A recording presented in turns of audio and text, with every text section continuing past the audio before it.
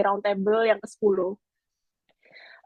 Perkenalan diri terlebih dahulu. Jadi nama aku Michela dan aku di Departemen Rizkastrat PPI Jerman selaku Wakil Kepala Departemen hari ini bakal jadi moderator di acara PPI Roundtable kali ini untuk 1,5 jam sampai 2 jam ke depan kurang lebih. Oke, next. Bisa di next slide, Kak Rido.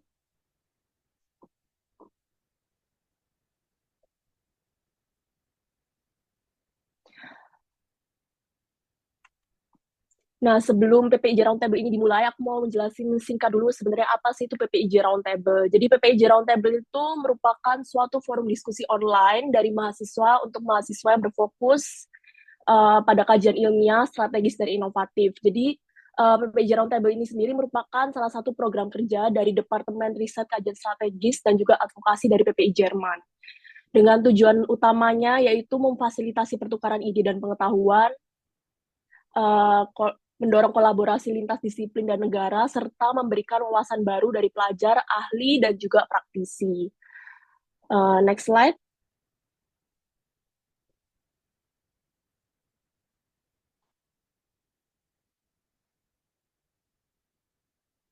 Nah, PPIJ Roundtable ini tuh merupakan proker yang udah ada dari kabinet sebelumnya, berarti udah ada dari tahun lalu. Jadi kajian-kajiannya pun sebenarnya beragam, dan PPIJ Roundtable di tahun ini itu dimulai dari PPIJ Roundtable yang ke-9, yang dilakukan di bulan Januari kemarin tentang revolusi energi Jerman, langkah menuju kemandirian energi. Dan di hari ini kita akan membahas tentang agrikultur dan pangan, yang tentunya berbeda dengan bulan-bulan sebelumnya. Next-nya.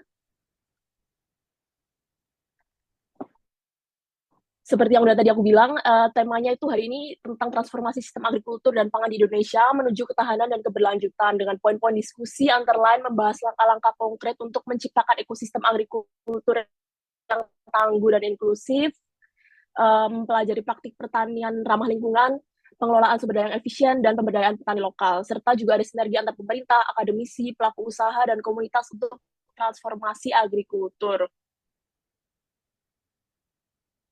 Next. Hari ini tentunya nggak sendirian. Hari ini sebenarnya ada 2 narasumber, cuman yang satunya berhalangan hadir, kebetulan sayang sekali karena lagi sakit yang satunya. Jadi hari ini ada Kak Risma Rizkia Nurdianti. Halo Kak Risma. Jadi Halo. Kak Risma Rizkian, halo. Kak Risma ini tuh merupakan Head of Science and Innovation Division World Food Forum BFF Indonesia. Selain itu juga um, bekerja sebagai doctoral researcher in animal nutrition and rangeland management in the tropics and subtropics at University Hohenheim. Selain itu, Karisma sendiri juga aktif di PPIJPR, Cluster Agriculture, Livestock, Fisheries, dan Forestry.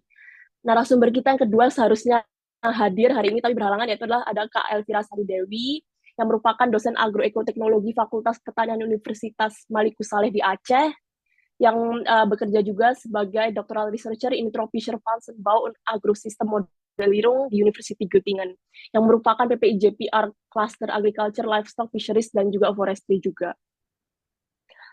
Lanjut.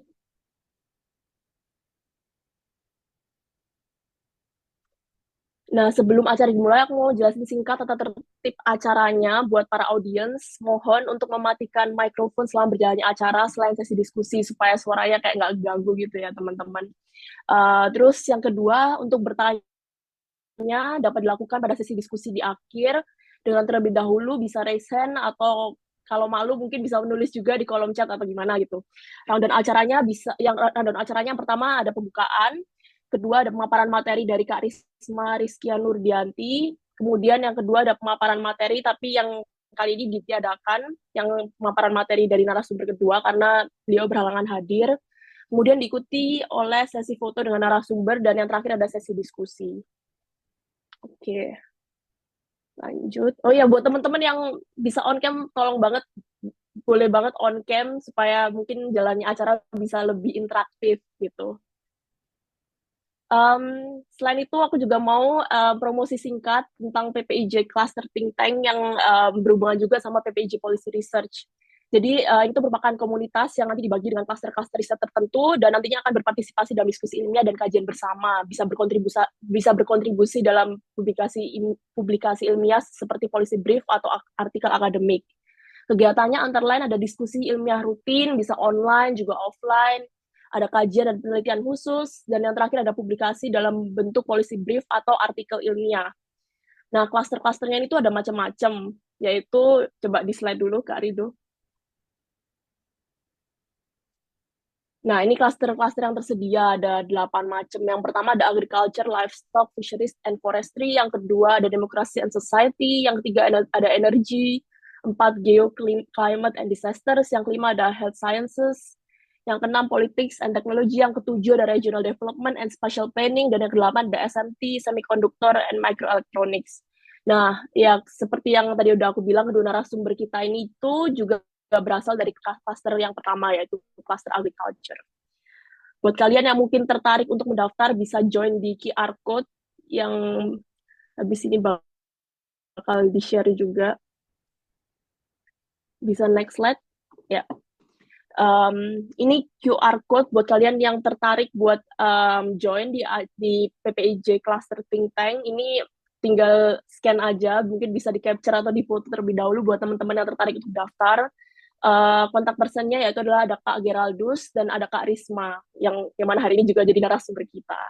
Oke, jadi nggak perlu berlama-lama lagi untuk acara selanjutnya pemaparan materi. Untuk waktu dan layarnya kami persilakan Kak Risma.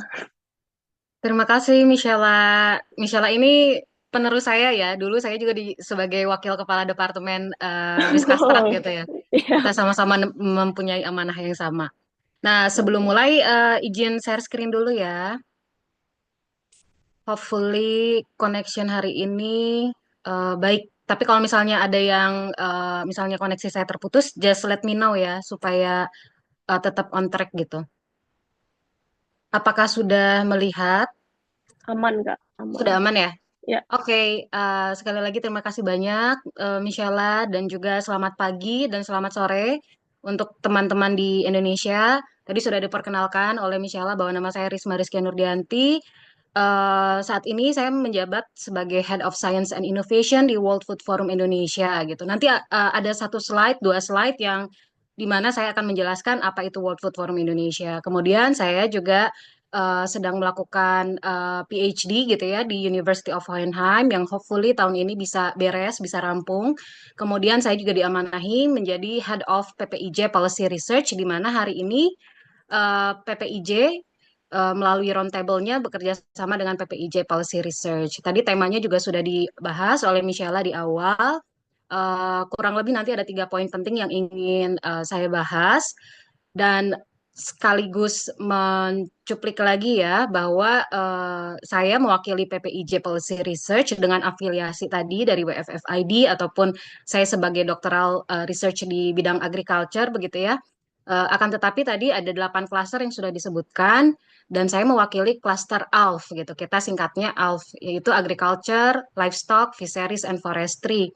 Nah, bagi teman-teman yang memang memiliki ketertarikan untuk bergabung dengan PPIJ Policy Research melalui klaster-klaster ini, bisa menghubungi saya atau menghubungi teman-teman dari Riskastrat gitu ya. Dan ini tidak terbatas hanya 8 klaster saja, nanti bisa kita tambah lagi sesuai dengan apa namanya urgensi dari bidang-bidang tertentu. Misalnya kalau teman-teman lihat di sini belum ada IT, nanti kita bisa tambahkan IT gitu. Misalnya kalau ternyata ada teman-teman dari engineering yang pengen khusus punya klaster atau dari arsitektur, nanti bisa kita tambah lagi gitu. Nah, sekarang kita masuk ke materinya. Ada pertanyaan yang lumayan penting nih. Apa itu agri-food system transformations gitu ya, atau transformasi di bidang pertanian dan pangan di Indonesia gitu. Ini sudah marak disuarakan beberapa tahun terakhir oleh FAO. Jadi kalau teman-teman belum tahu FAO, FAO ini adalah badan apa namanya part of United Nations atau PBB gitu, yang memang fokusnya di food and agriculture. Nah, FAO ini sering mengadakan forum yang namanya World Food Forum setahun sekali gitu, yang diadakan di headquarternya di Roma. Nah, tema transformasi agri-food system ini sangat dibahas karena penting tidak hanya untuk Indonesia tapi negara-negara lain, bahkan tidak hanya untuk negara berkembang, negara maju pun membutuhkan transformasi di sektor ini begitu. Nah, untuk memahami apa itu Agri-Food System Transformations, ini ada sedikit pengertian dari FAO gitu ya. Ini merupakan perombakan yang sangat menyeluruh terhadap bagaimana cara kita memproduksi, kemudian mengolah, mendistribusikan, dan juga mengonsumsi makanan gitu. Mungkin beberapa tahun ke belakang itu kita tidak terlalu memikirkan ya, apakah ini harus sustainable, apa namanya harus berkelanjutan, apakah ini harus ramah lingkungan dan lain sebagainya. Tapi nowadays people udah mulai concern, udah mulai aware tentang hal ini. Tujuan utamanya sebetulnya simple sih, karena ingin memastikan bahwa semua individu ini memiliki akses terhadap pola makan yang sehat, yang memang diproduksi melalui metode yang berkelanjutan dan juga resilient ya, yang juga tangguh gitu. Di mana tujuan lainnya itu untuk memulihkan kondisi alamnya itu sendiri sehingga dapat menyediakan penghidupan yang adil bagi seluruh individu tadi gitu. Transformasi ini juga sangat penting karena tujuan utamanya itu untuk mencapai SDG. Mungkin kalau teman-teman udah pernah dengar SDG ya, Sustainable Development Goals atau tujuan pembangunan berkelanjutan, khususnya di poin pemberantasan kelaparan dan kemiskinan. Karena sistem pertanian dan pangan ini tuh sangat penting bagi kelangsungan hidup kita ya sebagai manusia gitu. Karena kalau tidak bertransformasi, maka tujuan global ini tuh tidak dapat tercapai gitu. Dan di sini saya ingin memperkenalkan 4 strategik yang selalu diusung oleh FAO gitu ya. Yang pertama better production atau produksi yang lebih baik, di mana kita harus berusaha untuk meningkatkan produktivitas pertanian yang berkelanjutan. Yang kedua itu better nutrition atau nutrisi yang lebih baik untuk memastikan akses terhadap makanan bergizi untuk semua orang. Lalu yang ketiga itu better environment, di mana kita harus berupaya melindungi dan memulihkan ekosistem alami tadi, nature kita itu gitu. Yang terakhir better life atau kehidupan yang lebih baik.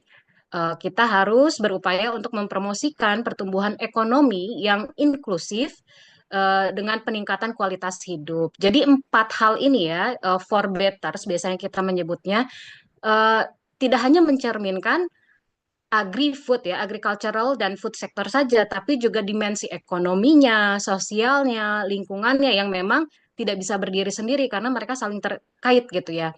Dan juga kurang lebih ini akan berfungsi sebagai blueprint untuk operasional kita tadi untuk mencapai kemajuan menuju SDG tadi gitu. Nah, sekarang kita mulai masuk ke topik nih. Kalau kita berbicara mengenai transformasi agri-food system gitu, apalagi di Indonesia, kita menghadapi tantangan yang tidak sedikit gitu. Jadi banyak sekali. Walaupun sebetulnya pada kenyataannya sektor pertanian dan pangan ini merupakan salah satu sektor utama penggerak ekonomi di Indonesia. Karena biar saya kutip gitu ya, menurut Kepala BPS ya, Badan Pusat Statistik, kontribusi sektor ini tuh terhadap GDP di Indonesia pada tahun 2002 itu sekitar 11% gitu dari jumlah tenaga kerja yang ada di Indonesia. Jadi 11% itu sangat berarti gitu ya, walaupun memang di Indonesia juga ada yang dari misalnya dari industri lain gitu ya. Tapi 11% ini jangan juga di underestimate-kan gitu. Ini adalah hal yang penting yang perlu kita perhatikan gitu. Kita sebagai warga negara ataupun pemerintah juga gitu untuk turut serta mendukung transformasi ini supaya berjalan dengan baik. Nah, tadi sudah saya sebut bahwa tantangannya banyak gitu ya. Nanti akan saya sebutkan dari pertama ini perubahan iklim.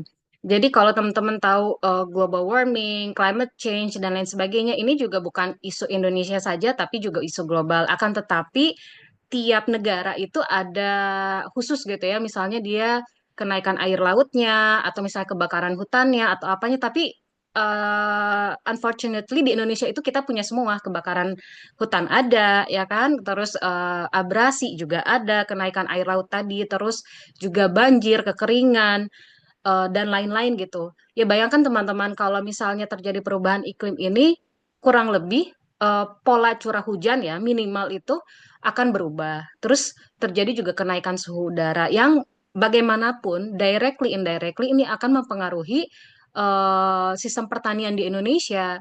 karena ujung-ujungnya ini akan menimbulkan resiko gagal panen gitu ya. Nah, tadi misalnya fluktuasi suhu atau kelembaban udara yang memang tidak stabil, bayangkan teman-teman di Indonesia itu kan udah humid ya, udah lembab sekali ya. Itu pertumbuhan jamur itu akan sangat baik gitu. Jadi misalnya kalau kita sudah apa namanya menanam padi atau jagung dan lain sebagainya, besar kemungkinan itu kita bisa mendapatkan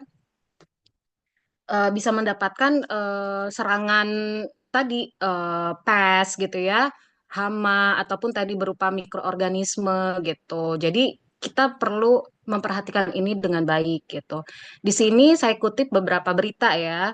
Misalnya banjir dan cuaca ekstrim yang didominasi di Indonesia gitu, yang ada di Indonesia. Kalau teman-teman lihat di sini kan ada gempa bumi. Oke, bumi adalah sesuatu yang tidak bisa kita kontrol ya, atau erupsi gunung berapi. Tapi teman-teman bisa lihat kayak banjir, itu bisa kita cegah. Misal mindset penduduk Indonesia untuk tidak buang sampah sembarangan, yang memang itu dominan faktor yang menyebabkan banjir gitu ya. Atau misalnya tadi kebakaran hutan, tidak hanya kebakaran hutan yang memang di apa namanya disebabkan oleh nature ya, tapi juga kebakaran hutan yang memang disengaja gitu. Jadi banyak kasus yang memang hutan itu terbakar karena disengaja gitu. Itu juga harus diperhatikan baik-baik. Kemudian ada tanah longsor juga dan kekeringan gitu. Dan ujung-ujungnya yang dirugikan itu adalah sektor agriculture dan food kit tadi gitu. Sementara tadi makanan itu manusia gitu ya. Nah, poin selanjutnya adalah tantangannya itu adalah keterbatasan akses teknologi. Nowadays gitu ya, bahkan di Jerman pun banyak petani atau peternak skala kecil pun, skala rakyat pun mereka sudah menerapkan teknologi pertanian yang apa namanya menerapkan precision farming system gitu ya. Akan tetapi di Indonesia belum banyak yang bisa menerapkan ini. Yang saya lihat perusahaan besar pun belum belum tentu bisa menginvestasikan ke teknologi gitu ya. Apalagi petani dan peternak rakyat gitu. Misalnya petani di Jawa Tengah, di Jawa Barat yang memang masih mengandalkan metode tradisional gitu. Eh, jadi boro-boro mikir ke smart farming. Kadang untuk mikirin gimana nanti bisa panen pun itu kan suatu kendala yang memang nyata ya yang terjadi di Indonesia gitu. Oleh karena itu sebetulnya digitalisasi dalam sektor pertanian dan peternakan ini tuh belum merata di Indonesia gitu. Apalagi di daerah pedesaan, apalagi di daerah 3T gitu. Bahkan dari Kementerian Pertaniannya sendiri pun mereka sudah mengevaluasi kira-kira hambatan penerapan teknologinya itu apa saja. Tadi misalnya rendahnya tingkat adopsi petani, kemudian tingginya biaya investasi peralatan, kemudian kredibilitas perusahaan teknologi. Tidak jarang banyak startup yang sudah mengusung apa namanya topik-topik di sektor pertanian, peternakan, perikanan gitu ya, ternyata fraud gitu ya ujung-ujungnya gitu. Jadi ini juga satu hal yang perlu kita apa namanya evaluasi begitu. Kemudian yang keempat, sulitnya mengubah persepsi petani terkait teknologi pertanian. Bayangkan teman-teman misalnya berdiskusi dengan petani yang memang sudah 50 tahun misalnya ya bekerja di pertanian, mungkin umurnya udah 60-an atau 70-an gitu. Itu sangat sulit untuk apa namanya mempengaruhi mindsetnya supaya menerapkan teknologi gitu di lahan pertaniannya itu sulit sekali. Oleh karena itu sebetulnya kita butuh generasi-generasi muda yang memang berkecimpung di sektor ini supaya tadi apa namanya adopsi dari teknologi ini sangat mudah atau setidaknya diterima gitu ya. Kemudian yang selanjutnya adalah keterbatasan akses internet dan karakteristik teknologi yang rumit. Ini perlu diakui bahwa tidak semua tempat di Indonesia sudah ada akses internet. Bahkan di daerah Jawa pun, Pulau Jawa yang memang pusatnya Indonesia itu ada aja beberapa kabupaten gitu ya, kecamatan atau desa yang memang akses internet pun tidak bisa masuk gitu ya. Ini juga yang harus pemerintah perhatikan begitu. Jadi boro-boro menerapkan tadi sistem smart farming system gitu ya. Karena akses internet yang dibutuhkan ya sebagai modal awal untuk menjalankan teknologi itu juga tidak masuk. Kemudian hal terakhir yang di highlight oleh Kementerian Pertanian, kendalanya itu adalah membutuhkan banyak investasi untuk pengembangannya. Jadi tidak hanya saat pembelian awalnya saja gitu, pengadaannya saja, tetapi maintenance-nya juga itu harus dijaga gitu. Jangan sampai misalnya kita beli drone untuk pestisida misalnya ya, untuk memudahkan manusia menyemprot pestisida gitu. Tapi kalau misalnya tidak di maintain gitu ya, tidak dipelihara bisa rusak gitu. Kemudian poin selanjutnya itu adalah ketimpangan atau distribusi pangan. Nah, produksi pangan nasional ini sebetulnya secara statistik mungkin ya bisa mencukupi gitu ya. Namun ternyata distribusinya tidak efisien karena misalnya beras banyak di daerah Jawa bisa mensuplai apa namanya demand yang ada di Pulau Jawa, tetapi bayangkan misalnya yang di Sumatera atau di Kalimantan dan pulau-pulau kecil lainnya gitu. Dan juga kalau misalnya kita lihat di peta distribusi pangan Indonesia, jelas ya bahwa ada ketimpangan stok beras. Ini contohnya misalnya gitu. Karena lagi-lagi misalnya tadi saya sebutkan lagi surplus beras itu terjadi di daerah Jawa, tapi terjadi kelangkaan di Papua. Karena kan mungkin tidak semua orang yang tinggal di Papua itu orang asli gitu ya, yang memang mereka masih ingin makan beras dan itu distribusinya itu lumayan agak pelik, apalagi mengingat harganya juga bisa menjadi mahal dan ini yang harus diperhatikan. Tapi bukan berarti kita harus menanam padi juga di Papua. Kalau misalnya landscape-nya itu tidak support untuk menanam padi ya tidak bisa dipaksakan juga. Kalau enggak nanti bisa jadi program yang mubazir gitu ya. Kita menginisiasi menanam sorghum misalnya di Sumatera karena pengen diversifikasi pangan, tapi ternyata kalau tidak cocok, jadi kita juga harus rely on scientific gitu ya, melihat kondisi tanahnya, strukturnya bagaimana, eh, sumber airnya seperti apa gitu kan. Bahkan plant spesiesnya pun harus di consider gitu, harus dipertimbangkan. Kemudian ini sudah banyak ya diskusi-diskusi ilmiah membahas mengenai ketimpangan distribusi pangan ini. Ini salah satunya dilakukan oleh apa namanya kolega-kolega dari UGM.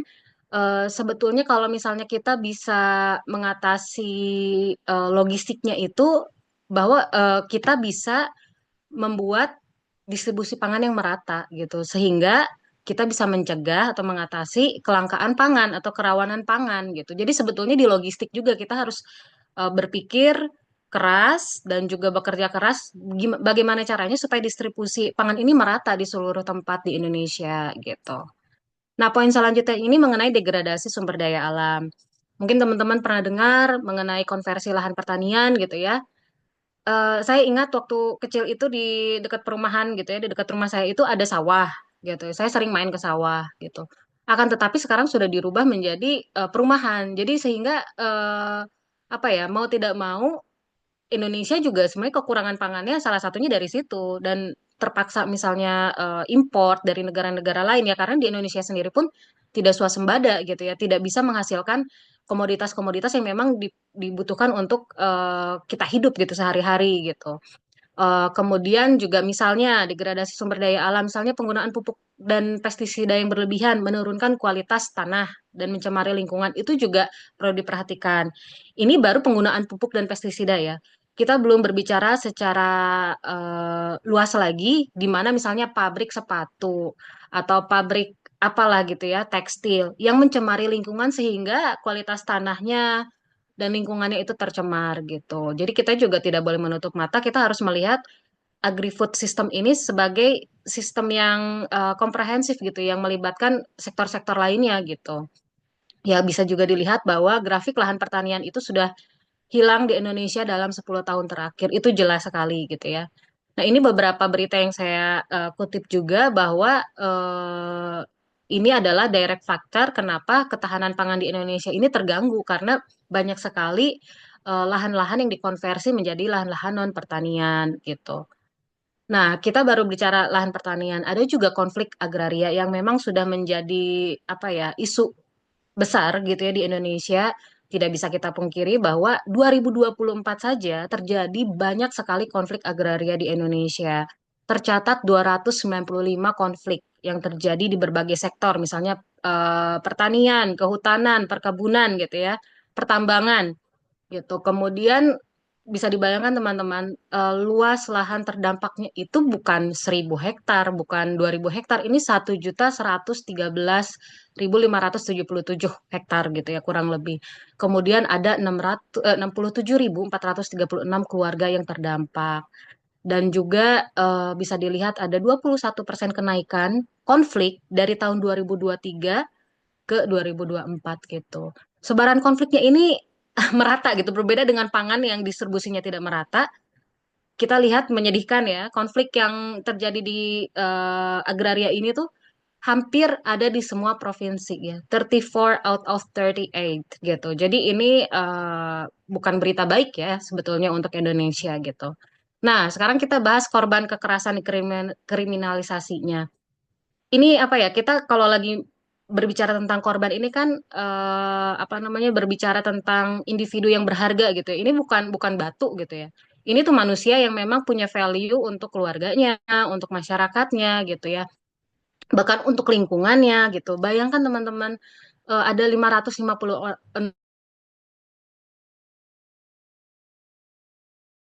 Jadi hanya karena mungkin satu dua kebijakan yang tidak apa namanya tidak melindungi hak-hak masyarakat sehingga ada korban yang berjatuhan. Ini juga sangat disayangkan dan mudah-mudahan ke depannya tidak terjadi lagi gitu ya.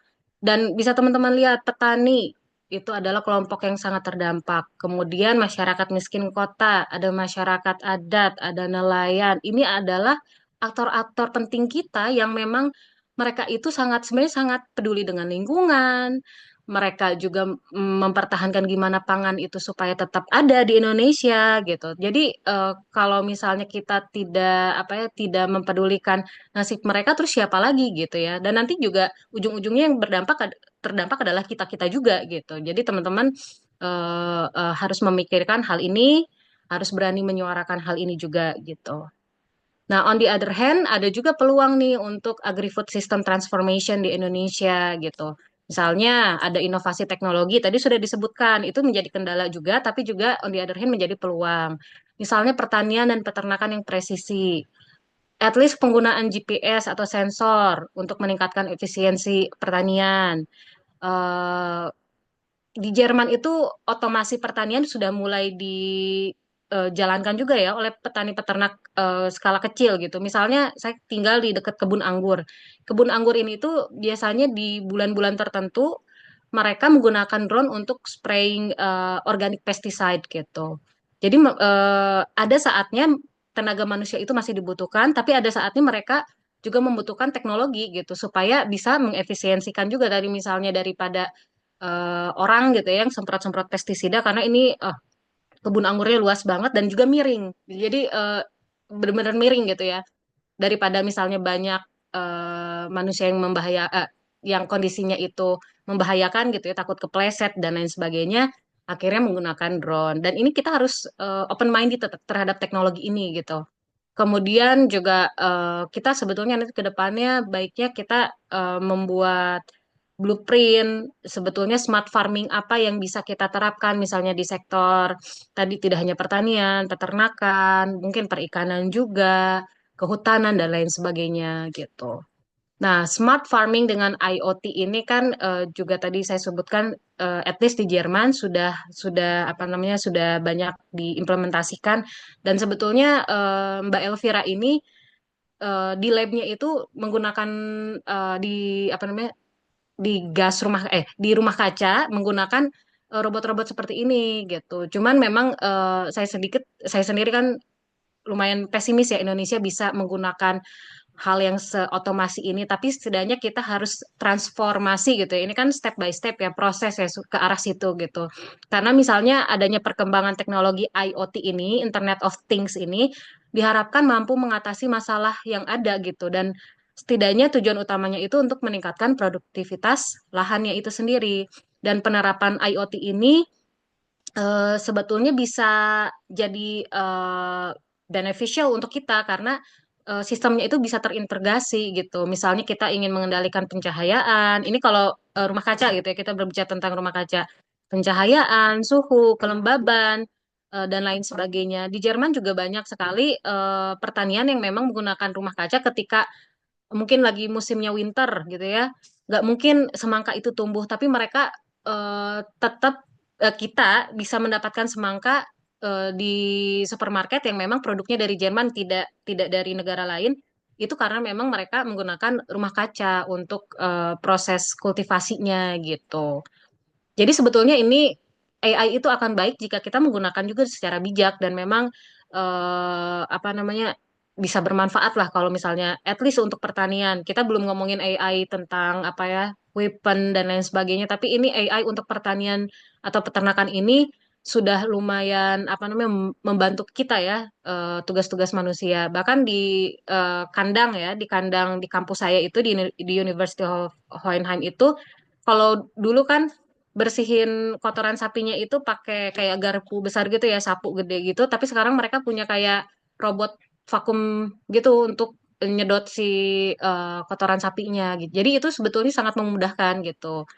Kemudian kita bisa lihat lagi nih ada beberapa contoh yang juga diulas oleh Kementerian Pertanian gitu. Misalnya blockchain. Ini juga di FAO juga di apa nih disebutkan ya manfaatnya blockchain ini karena memudahkan keterlacakan supply chain gitu ya untuk produk pertanian.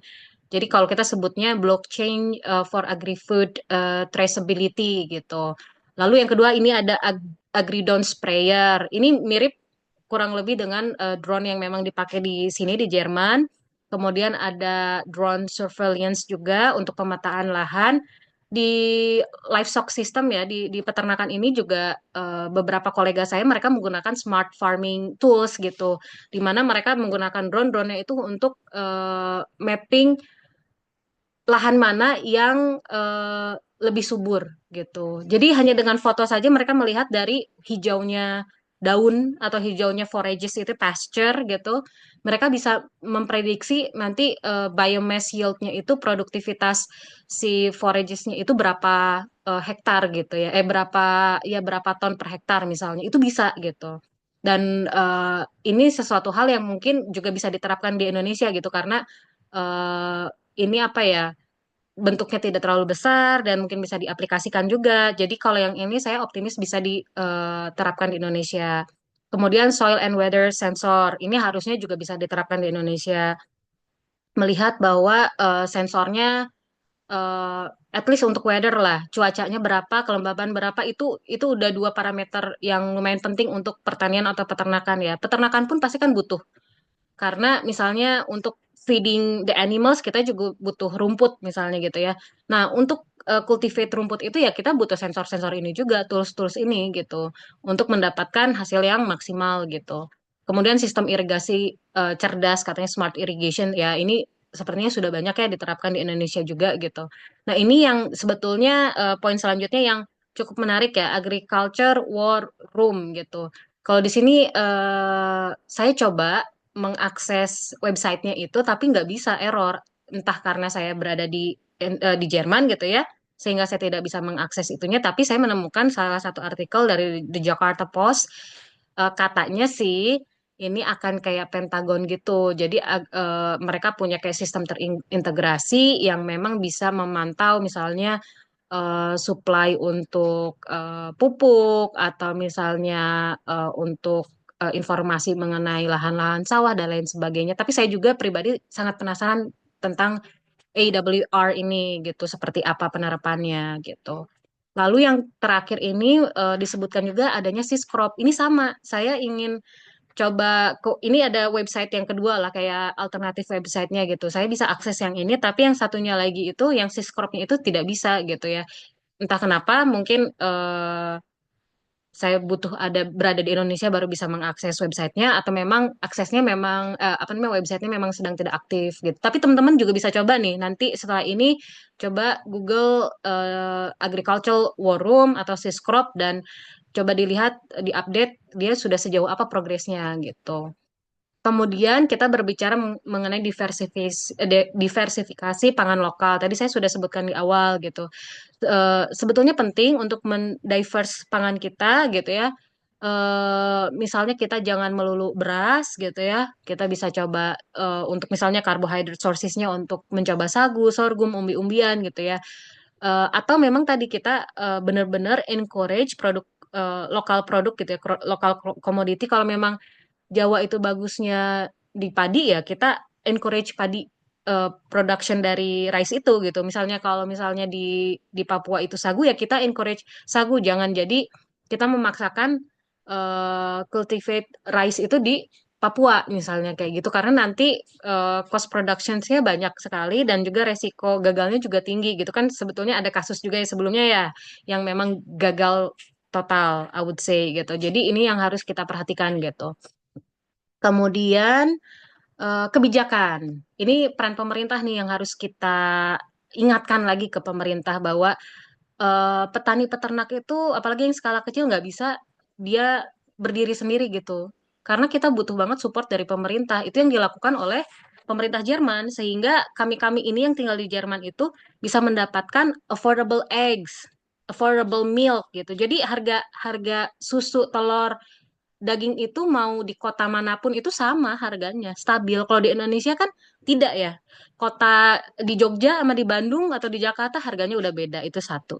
Belum kalau misalnya ada hari raya, mau Lebaran, mau Natal, itu tiba-tiba harga meroket gitu ya, dan nggak turun lagi gitu kadang.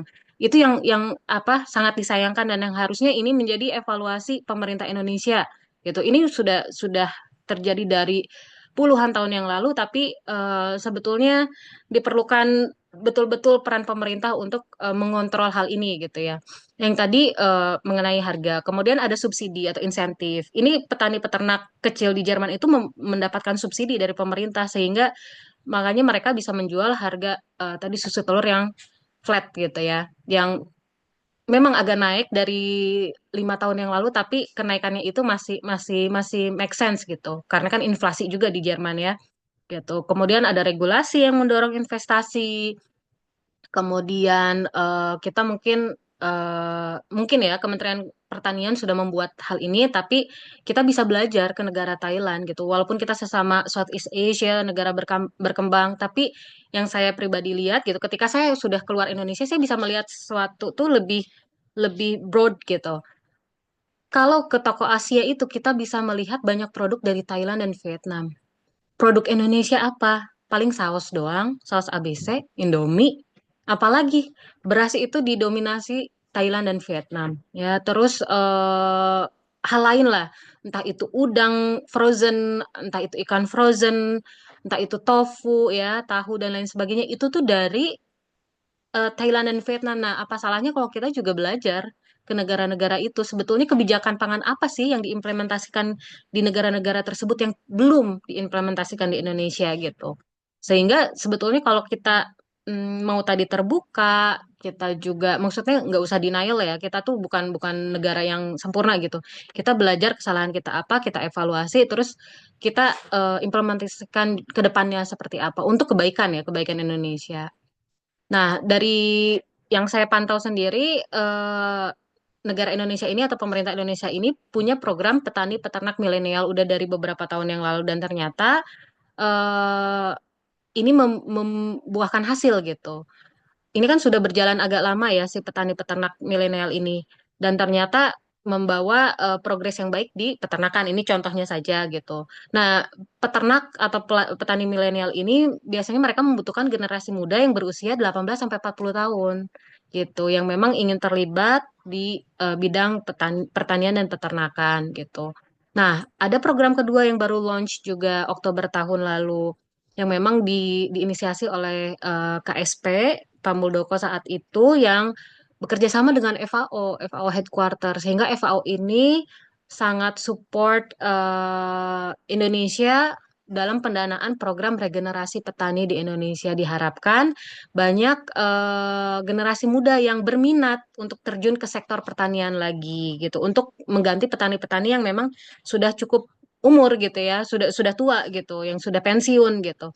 Karena kan tidak dipungkiri bahwa generasi muda Indonesia ini banyak yang tidak tertarik untuk melanjutkan pertanian dan peternakan di Indonesia gitu. Banyak yang misalnya lulusan S1, S2 peternakan, kerjanya di bank atau kerjanya di mana gitu. Jadi ini yang harus di-encourage oleh pemerintah gitu. Dan ada juga hal lain nih, saya menemukan bahwa Kementerian Pertanian sendiri pun mengajak bahwa mahasiswa-mahasiswa ini tuh untuk aktif menjadi apa namanya generasi muda untuk penggerak dalam regenerasi pertanian. Nah, ini salah satunya yang kita lakukan di World Food Forum Indonesia. Saat ini kita sedang melakukan open call untuk kampus-kampus di Indonesia untuk join kami di World Food Forum Indonesia menjadi bagian kami di sub chaptersnya. Jadi kalau misalnya teman-teman di sini ada yang tahu atau ingin bergabung bisa apa namanya lihat Instagram kami di World Food Forum Indonesia gitu, terus lihat di deadline-nya, timeline-nya, terus kira-kira benefit apa sih yang bisa teman-teman dapatkan kalau misalnya gabung di WFFID ini gitu. Ini salah satu movement dari youth ya, dari anak muda Indonesia supaya agri-food system di Indonesia itu bertransform dengan baik gitu. Nah, ini juga perlu menjadi suatu kebanggaan bahwa World Food Forum Indonesia ini adalah World Food Forum National Chapter pertama di Southeast Asia yang memang menginisiasi movement ini gitu. Kurang lebih kan banyak sudah diinisiasi di negara-negara maju gitu ya.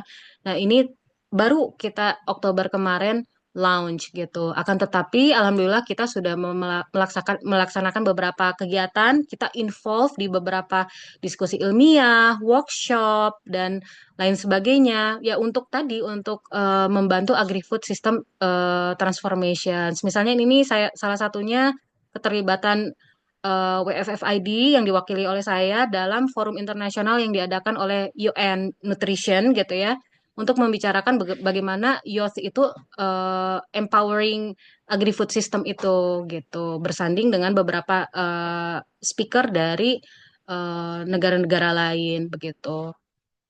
Nah, untuk teman-teman yang ingin bergabung di WFFID nanti bisa kita akan mengadakan the first Indonesia Food Academy yang tujuannya itu untuk tadi transforming Indonesian food system, baik innovation-nya, sustainability-nya, dan juga nutrition-nya yang kurang lebih nanti akan kita mulai, ini timeline-nya masih tentatif, tapi kita akan launch ya untuk Indonesian Food Academy gitu. Ini beberapa kurikulumnya, ini kurang jelas di sini, tapi nanti soon kita akan publish. Kalau misalnya teman-teman ada yang mau ikutan, silakan. Ini juga umurnya dari 18 sampai 35 tahun. Tujuannya sebenarnya simple, untuk raising awareness bahwa kita tuh butuh generasi muda di agri-food system. Untuk tadi tujuannya bertransformasi, memang kan nggak bisa ujuk-ujuk berubah gitu ya. Kita butuh step by step. Oleh karena itu, setidaknya tadi mindset anak muda kita rubah dulu supaya mereka lebih aware terhadap sektor pertanian dan pangan di Indonesia.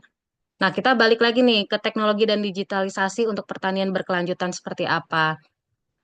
Yang pertama, pertanian presisi ini. Tadi sudah disebutkan kita butuh tools untuk sensor tanah atau cuaca. Nah, cuaca ini kalau di Jerman lumayan akurat ya. Misalnya nanti jam 3 akan hujan atau jam 5 nanti turun salju gitu. Agak bisa diandalkan gitu ya. Walaupun tidak 100% akurat sebetulnya. Ini kan tergantung pergerakan angin dan lain sebagainya.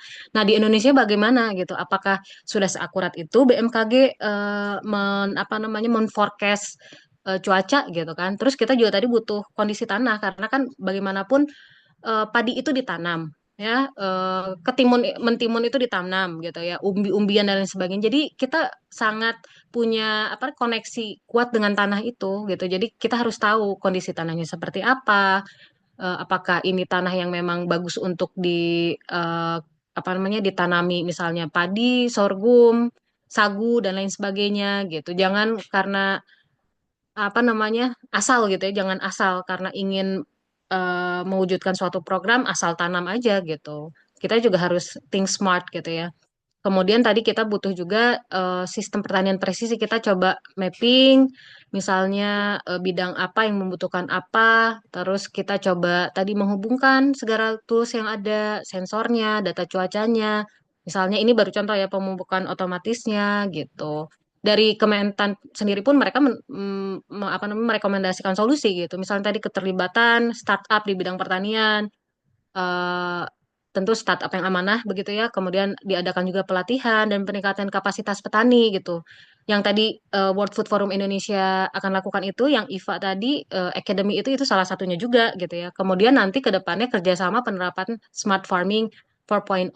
Ini sebetulnya tugas pemerintah di mana mereka harus approach investor atau misalnya negara-negara tertentu carilah hibah gitu ya untuk supaya Indonesia bisa mengadakan tadi misalnya drone ataupun apapun itu gitu.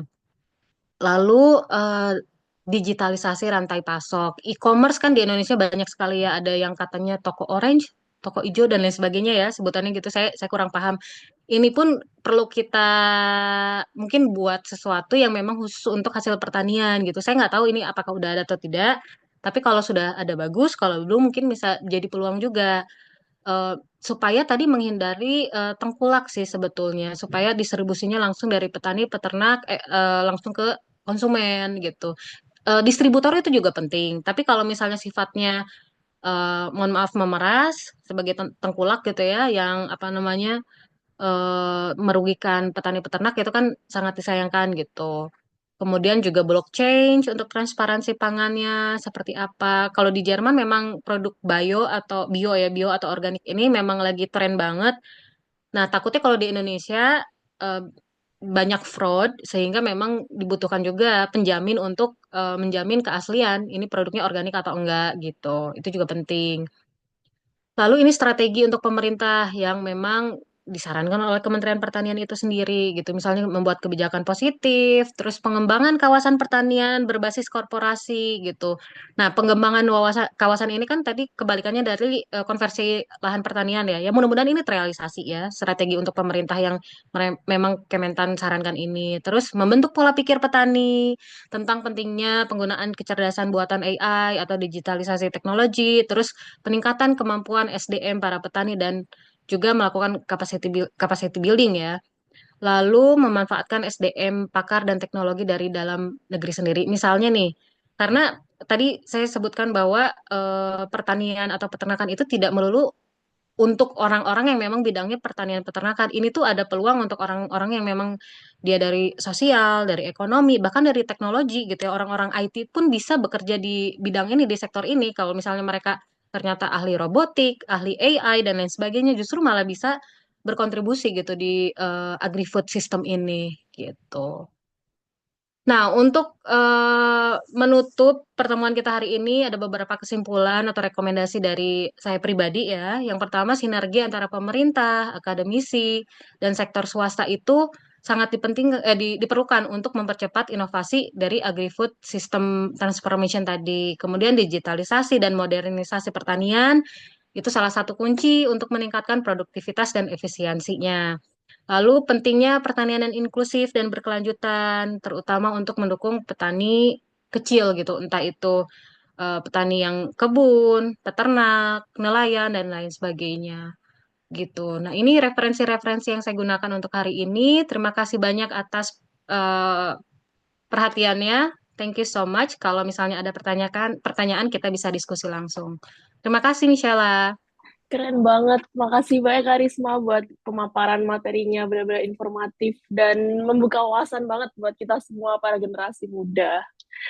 Jadi kayaknya sebelum acara sesi diskusi dilanjutin, mungkin kita akan foto bersama terlebih dahulu, akan dipandu oleh Kak Rido. Oke, mungkin teman-teman yang belum on cam bisa kita tunggu bentar ya buat on cam. Mari teman-teman yang bisa on cam, Ayo on cam semuanya kita guys. on cam dulu biar bisa buat dokumentasi.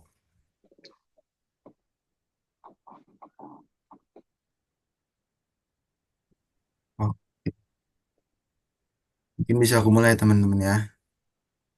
Siap semuanya. Satu, dua, tiga. Oke, sekali lagi mungkin. Satu, dua, tiga.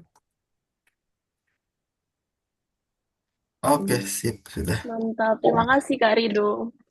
Oke, untuk teman-teman yang mau bertanya bisa langsung tulis di kolom chat atau bisa raise hand. Tapi sebelumnya aku mau bacain beberapa pertanyaan yang udah masuk di Google Form. Yang pertama untuk Kak Risma, apa yang dimaksud dengan ketahanan dan keberlanjutan pangan menurut definisi yang dipahami pemerintah? Apakah ketahanan dan keberlanjutan pangan berarti kemandirian penuh dari impor atau justru berorientasi pada ekspor besar-besaran atau swasembada?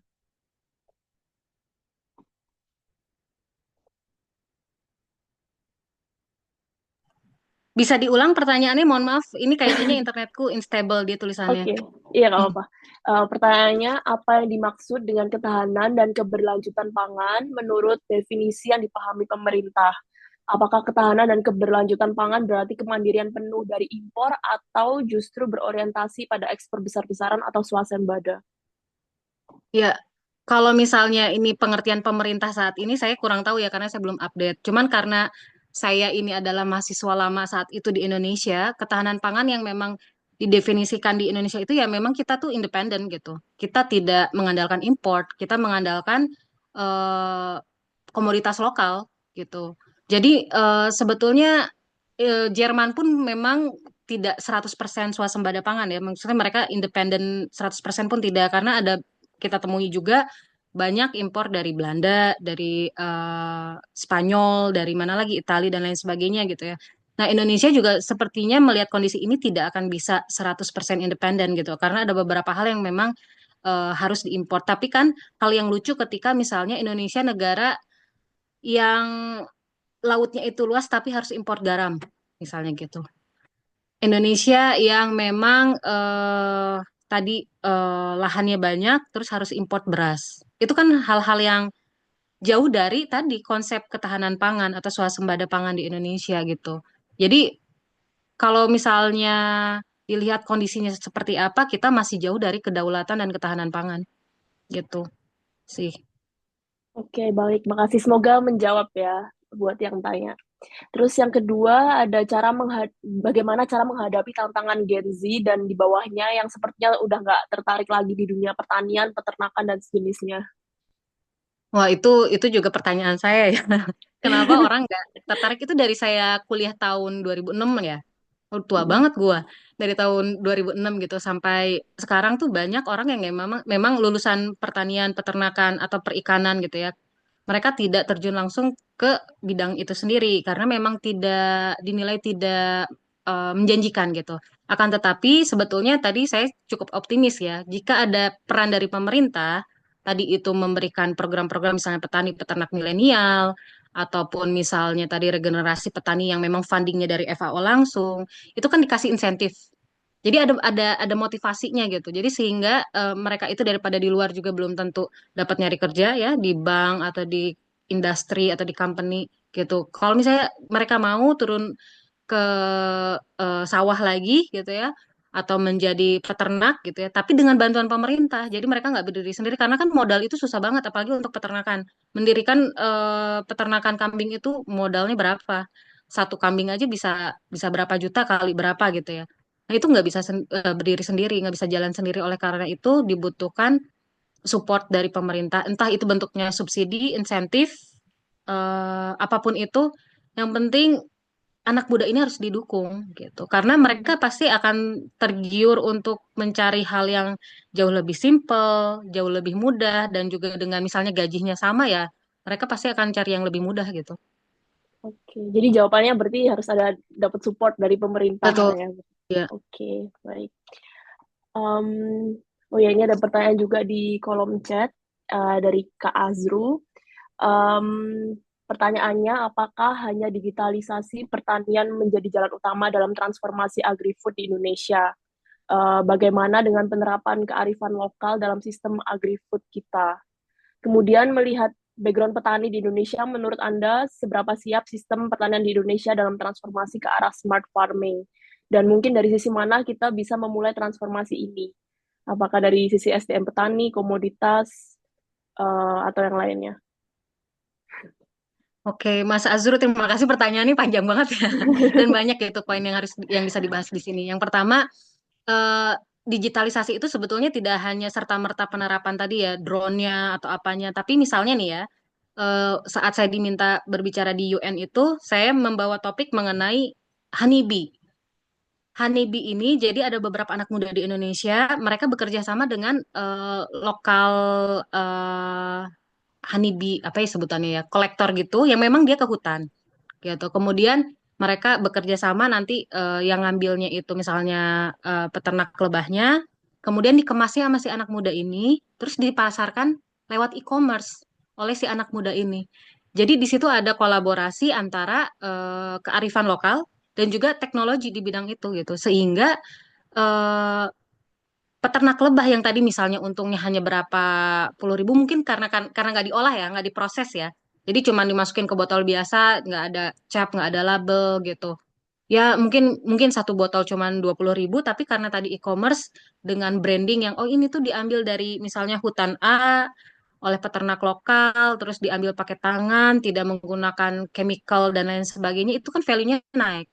Jadi di situ digitalisasi itu diperlukan di hal seperti itu gitu. Jadi kita nggak usah terlalu langsung direct penggunaan drone, penggunaan tadi misalnya otomasi untuk sistem pencahayaan dan lain sebagainya. Kita mulai yang bisa kita kerjakan aja dulu. Nah, kalau misalnya tadi seberapa siap sistem pertanian di Indonesia dalam transformasi ke arah smart farming? I would say ini tergantung pemerintah sih. Misalnya kalau pemerintahnya siap, tadi fundingnya ada, budgetnya ada, tidak ada pemangkasan dana sana sini, misalnya memang fokus di pertanian, kita bisa gitu. Apalagi tadi kan misalnya kalau kalau pemerintah itu pintar cari hibah ya, cari dana-dana bantuan dari luar. Misalnya tadi kan FAO menggelontorkan sejumlah dana untuk regenerasi petani gitu. Itu nanti regenerasi petani-petani ini tuh dibayar pakai uang yang FAO kasih. Jadi bukan dari dompetnya pemerintah Indonesia gitu.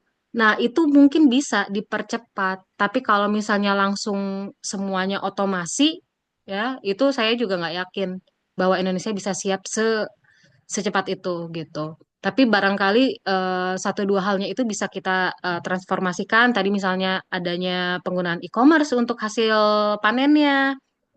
Kemudian misalnya tadi setidaknya cuaca lah, info cuaca, info tanah, tanahnya seperti apa gitu. Saya yakin banyak peneliti di Indonesia itu sudah misalnya meneliti tanah yang ada di Bogor gitu. Dan ini cocoknya untuk apa-apa-apa-apa. Nah, sayang sekali kan itu biasanya hanya sekedar research paper ya, tidak ada diseminasi ke peternak atau petani lokal gitu.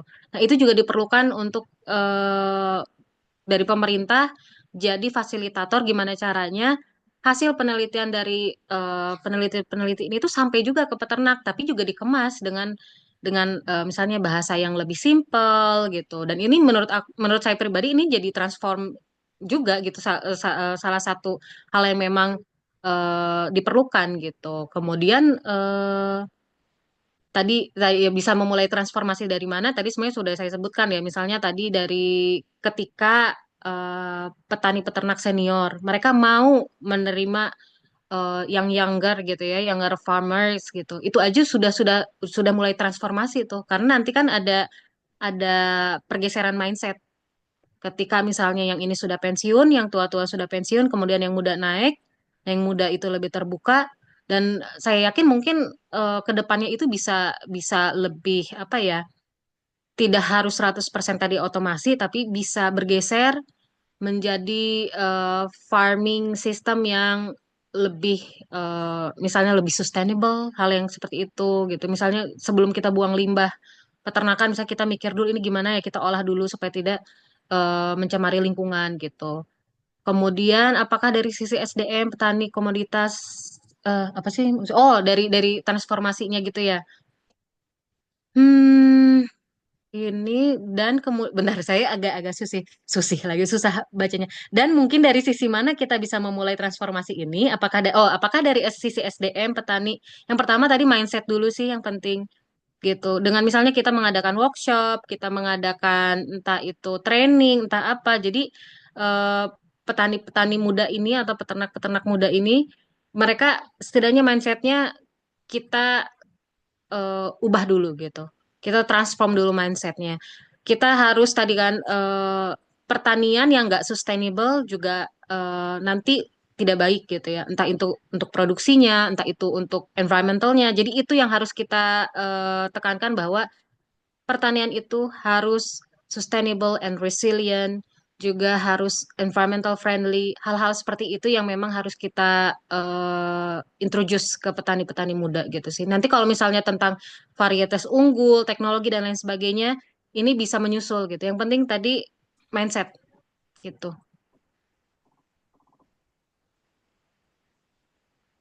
Oke, baik. Kayaknya kita lanjut di yang angkat tangan dulu ya, gantian. Ada Kak Boleh. Pascal. Oke, selamat sore Kak Risma. Aku Pascal. Sore. Aku sempat ke Jerman, cuman saat ini masih balik di Indonesia. Saya mau hendak mau tanya, saya pernah dengar apakah bioteknologi pemerintahan bisa nggak mengimplementasikan bioteknologi dalam supaya agrikulturnya kita tetap bisa berjalan lebih lama, karena salah satu saya pernah dengar kalau peran bioteknologi itu adalah mem- mengembang supaya lebih banyak makanan yang bisa diproduksi tanpa banyak menggunakan banyak tempat gitu. Terima kasih. Itu Oke. pertanyaan saya. Ya, ini mungkin salah satu case-nya itu ketika misalnya daripada membuat peternakan 10 hektar peternakan sapi, misalnya sapi pedaging gitu ya, mendingan lab gitu ya, meat Mm-mm, process gitu. betul. eh saya juga salah satu orang yang iseng gitu ya, selalu mencoba kayak misalnya plant-based meat gitu. Terus Mm-mm, meat-meat yang dari yang fiber yang mereka bukan bukan dari asli hewannya gitu ya.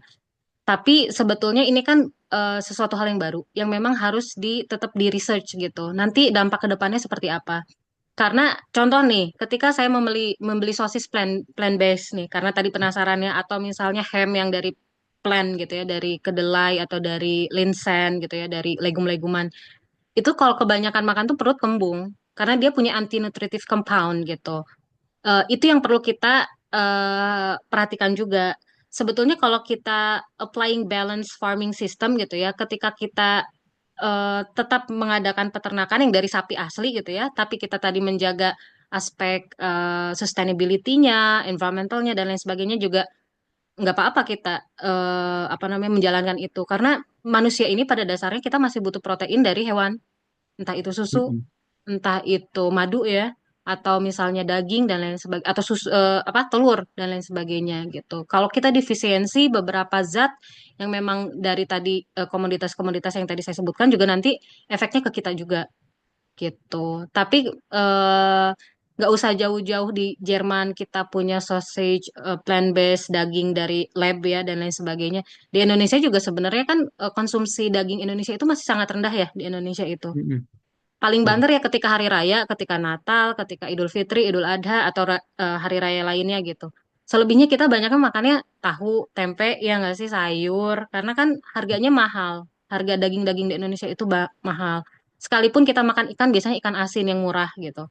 Jadi kurang apa namanya indirectly Indonesia itu sudah mengimplementasikan biotechnology tadi sebetulnya yang tadi tahu tempe itu sekarang banyak diteliti oleh peneliti luar karena dia yang tadi kan pengganti daging, Mm-mm, pengganti entah telur ya karena tadi proteinnya mereka mengincar proteinnya. Tapi kalau misalnya Pascal menanyakan tentang GMO, itu kan juga salah satu practical dari biotechnology ya, GMO gimana mm-mm, caranya misalnya genetically dia modified gitu supaya nanti produksi jagungnya lebih banyak gitu kan. Itu di genetiknya kan, dia main di mm-mm, genetiknya dan lain sebagainya. Tapi justru di Eropa ini bukan sedang ya, sudah lama itu di-ban.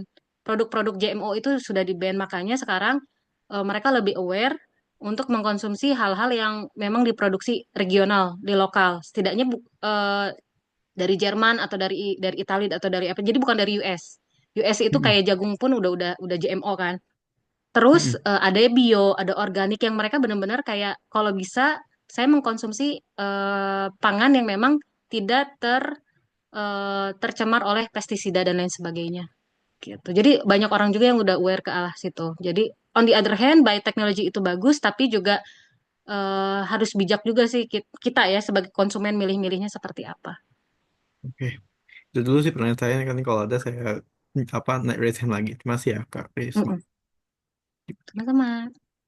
Baik, selanjutnya ada pertanyaan dari Kak Rido. Oke, siap. Izin operator mau nanya juga ini. Boleh. Iya, terima kasih Karisma. Presentasinya menarik banget ya. Ternyata aku yang selama ini nggak pernah melek tentang pangan juga jadi tahu gitu. Ternyata hulu hilir banyak banget problem yang harus diperbaiki dari pangan, banyak yang bisa diupgrade juga gitu kan. Nah, kalau aku mungkin pengen nanya ini Kak terkait dengan kayak kesejahteraan petani gitu ya. Sebagai kalau misal Pak Risma sebagai pemerintah gitu ya, sebagai pemangku kepentingan salah satu stakeholder terbesar dalam mengatur regulasi pangan di satu negara di Indonesia gitu ya. Terus yang ngatur semuanya lah yang mulai dari supply dan demand, impor impor, regulasi, terus pendanaan pupuk, pengendalian hama dan segala macamnya. Nah, aku pengen nanya Kak, kalau kakak jadi pemerintah gitu ya, terus untuk mengatur supply dan demand supaya harga itu bisa stabil gimana sih gitu? Kalau misalkan aku lihat dari waktu kemarin apa 2024 itu ada baca pres itu kan ada strategi kayak Anies itu kan ada kontrak farming gitu ya, dimana kayak uh, pemerintah itu kontrak sama petani, petani mau jual harga berapa, terus petani yang nanam, petani nanti yang panen, terus habis itu dibeli sama pemerintah, pemerintah yang distribusiin ke masyarakat gitu ya. Atau mungkin kayak Prabowo kan food estate gitu ya, dimana kayak pemerintah punya lahan, terus mempekerjakan petani, nanti hasilnya eh, ya diambil pemerintah, terus distribusikan ke masyarakat gitu ya. Atau mungkin kayak Ganjar gitu kan kayak apa ya, pertanian berbasis lokal gitu ya atau apa sih itu lokal farming atau apa gitu jadi kayak ya memastikan ketersediaan pangan lokal aja gitu ketersediaan petani lokal gitu dengan check and balance juga lokal terus juga petani juga lokal untuk lokal gitu kalau dari kakak sendiri gimana kak yang benar yang mana sih kalau menurut kakak gitu Yang benar adalah gabungan dari ketiga itu. oh gitu ya Gitu. Jadi maksudnya kalau tadi lagi-lagi ya di awal saya bilang bahwa agri-food system itu tuh nggak bukan bukan sektor agriculture itu sendiri gitu. Ini melibatkan sosial, ekonomi, teknologi, kemudian juga environment gitu ya. Perlu banyak orang di situ. Ini interdisciplinary things gitu. Jadi kalau misalnya tadi kita formulasikan dari tiga proker tadi ya menjadi satu proker yang komprehensif, saya rasa itu akan menjadi it would be amazing gitu ya. Tapi tadi balik lagi ke pertanyaan apa namanya welfare-nya petani atau peternak di Indonesia. Itu tuh mereka itu petani ya khususnya petani itu income yang paling rendah di Indonesia sama buruh aja kalah. Buruh pabrik itu lebih gede. Mereka itu masuk ke masyarakat miskin gitu ya. Itu kenapa coba? Itu karena mereka buruh tani. Mereka bukan owner dari sawah. Mereka hanya buruh-buruh yang memang itu sawahnya punya orang. Terus si orang yang punyanya ownernya kayak, oh saya nggak bisa nih ngerjain ini. Ya udah saya panggil aja orang. Gitu. Nah orang ini yang bekerja di sawah, di kebun, di dimanapun itulah ya. Dan itu yang digaji sangat rendah. Kemarin mungkin ada protes dari ojol ya. Mereka secara secara apa namanya ketenaga kerjaan ya tidak di cover gitu, tidak dinaungi oleh regulasi yang jelas. Di pertanian juga seperti itu. Yang kerja di buruh di perkebunan, buruh di pertanian gitu ya. Sama, justru malah jauh lebih parah kalau menurut saya ya. Karena mereka bisa makan aja syukur. Kadang dibayar itu dari padi yang mereka panen gitu. Jadi kalau saya jadi policy maker, pemangku jabatan gitu ya, I would love to think about the regulation itu dulu sih.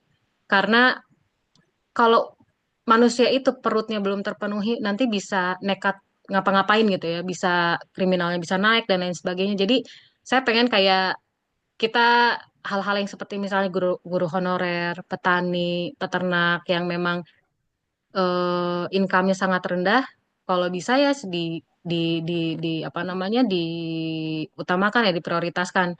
Saya pribadi kalau misalnya saya jadi pejabat, saya nggak akan ngambil gaji. Gaji saya lempar ke situ, misalnya gitu ya. Tapi kan ini satu hal yang tidak terjadi gitu ya di Indonesia. Mungkin ada satu dua tiga anggota DPR atau apa mereka nggak ngambil gaji terus mereka donasi bukan donasi kan ya mereka lemparkan itu ke orang-orang yang memang membutuhkan mungkin ya tapi kalau dari saya sih undang-undangnya harus jelas karena di Indonesia kan yang kata orang bilang negara hukum sehingga apa-apa harus based on law and regulations. Jadi itu yang harus dipentingkan dulu sebelum kita mengimplementasikan tadi program yang keren-keren harus dikaji dulu emang regulasinya sudah pro farmer belum gitu, sudah pro rakyat belum gitu. Kalau misalnya belum ya sambil jalan sambil benerin policy-nya gitu ya. Kemudian tadi peran serta pemerintah itu Ini saya tiap kali webinar dan kalau misalnya diminta untuk membahas tentang sektor pertanian ini, saya selalu bilang peran pemerintah itu penting banget gitu. Dan pemerintah harus bisa memprioritaskan dong mana yang memang eh, least important yang bisa dikerjakan nanti, mana yang harus duluan gitu kan. Kayak misalnya sektor pendidikan itu penting banget untuk Indonesia. Pertanian penting banget kan. Mungkin pertambangan penting, tapi ini bukan sesuatu yang bisa kita makan gitu. Kan kita nggak mungkin makan timah, nggak mungkin kita makan nikel gitu. Ujung-ujungnya kalau misalnya kita hanya memprioritaskan satu komoditas saja, misalnya tadi nikel atau timah, terus akhirnya kita kaya karena itu, kita punya duitnya, tapi kita nggak punya padinya, kita nggak punya berasnya, kita harus impor lagi. Itu kan jadi menimbulkan masalah-masalah yang lain. Jadi kalau bisa pemerintah menyelesaikan masalah itu tuh satu persatu based on the top priorities dulu sih. Dan menurut saya pribadi, pertanian, pendidikan itu adalah sektor-sektor yang penting yang harus di apa namanya dipikirkan ya solusi-solusinya apa gitu. Dan tadi balik lagi kalau misalnya kemarin capres dari ketiga capres itu saya rasa visi misinya semua bagus. Bahkan makan bergizi gratis pun bagus ya. Tapi misalnya makan bergizi gratis ini diimplementasikan di Jakarta misalnya. Tapi ternyata yang di daerah 3T enggak. Kan ini belum merata juga ya. Saya melihat dari berita aja. Makan bergizi gratis tidak merata gitu. Ada anak-anak yang memang nggak dapat. Terus ya apa ya? Ingin sekali aku berkomentar lebih panjang tentang itu, tapi mungkin tidak bisa ya. Cuman intinya selama program pemerintah itu tujuannya baik, implementasinya juga baik, nggak ugal-ugalan, saya rasa sektor apapun juga bisa bisa berjalan baik sih, gitu. Saya nggak tahu menjawab apa enggak ya pertanyaan Rido karena that was very interesting questions yang memang kalau Rido nanya sendiri misalnya ke perwakilan rakyat kita atau ke menteri-menterinya itu juga mereka kan gimana cara mereka menjawabnya gitu agak agak sulit apalagi Indonesia itu bukan wah Indonesia itu susah sekali sih kalau saya ditawarin jadi presiden Indonesia mungkin saya mikirnya ratusan kali atau mungkin saya tolak karena Indonesia itu bukan Jawa aja. Indonesia itu ada Sumatera, ada Kalimantan, ada pulau-pulau kecil, ada Papua dan lain sebagainya. Itu kompleks banget. Kompleks banget masalahnya. Gitu sih. Oh, siap, sangat menjawab, Kak. Nah, sangat-sangat ini terserah kan. Udah Makasih bagus banget lah. pertanyaannya. Masih dari sangat.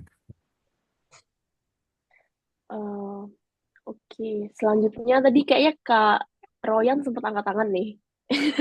Jadi tanya nggak? Eh, iya, aku jadi tanya, cuman ada Heskel tadi udah dijawab belum? Ada Belum. chat, ya boleh tuh Heskel kayaknya. On Oh, cam dong Mas pertanyaan Heskel. sama. Enggak, dia chat di kolom komentar. Oh, oke, oke. Bentar. Atau mau Mas Heskel bacain sendiri? Aku bisa bacain sih kalau mau. Bentar ya. Boleh sih, tapi bebas. Yang cepet aja.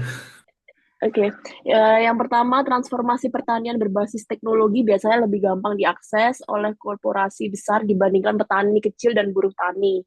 Bagaimana biasanya kebijakan di negara lain untuk memastikan bahwa inovasi teknologi ini tidak mengecilkan peran-peran petani kecil juga? Itu Itu satu yang dulu pertama. ya. Satu Ya, dulu aja. Ya. Nanti takutnya bingung tadi. eh ini lucunya, tahun lalu itu saya di Rizkastrat diminta untuk membuat UDR gitu ya. Apa namanya, mengkaji UDR itu adalah regulasi yang diterapkan oleh EU, European Union tentang deforestation gitu. Nah, specifically saya membahas mengenai CAP, Common Agricultural Policy yang diterapkan se-EU.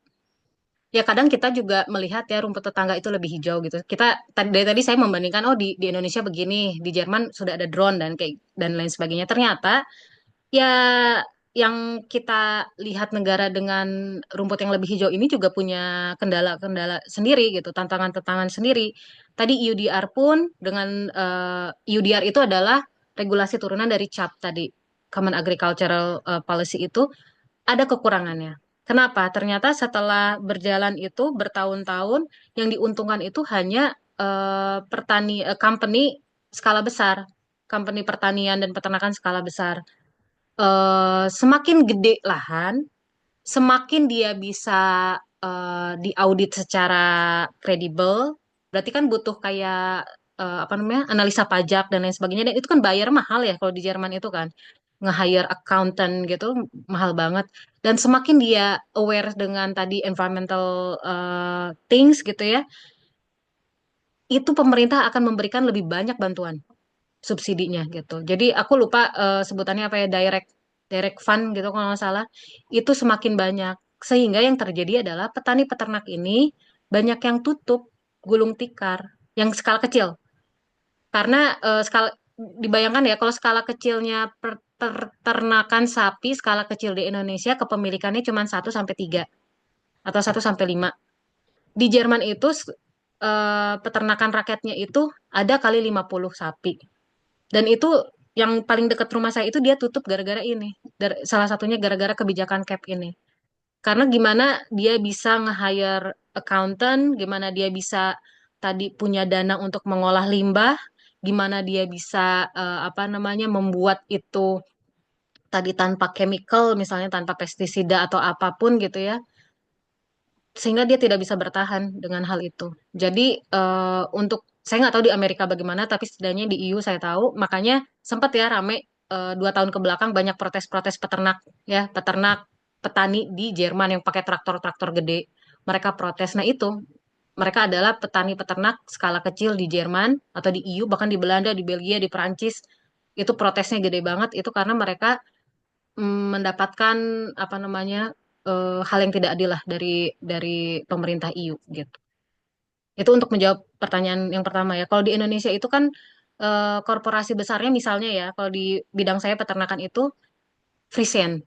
Friesen itu kan punya Nederland ya. Friesen Flag pernah tahu kan ya cap bendera, susu cap bendera. Misalnya itu ada di Pangalengan misalnya gitu. Ya, karena dia adalah private company sebenarnya dia disuntiknya dari Belanda sebetulnya fundingnya gitu nggak dari Indonesia. Nah itu justru Indonesia itu harus lebih khawatir ke petani peternak yang skala kecil itu yang cuman punya kambing 3 biji 5 biji yang ketika mereka mau nyekolahin anak nggak punya uang ya udah saya jual kambing gitu kayak gitu sih.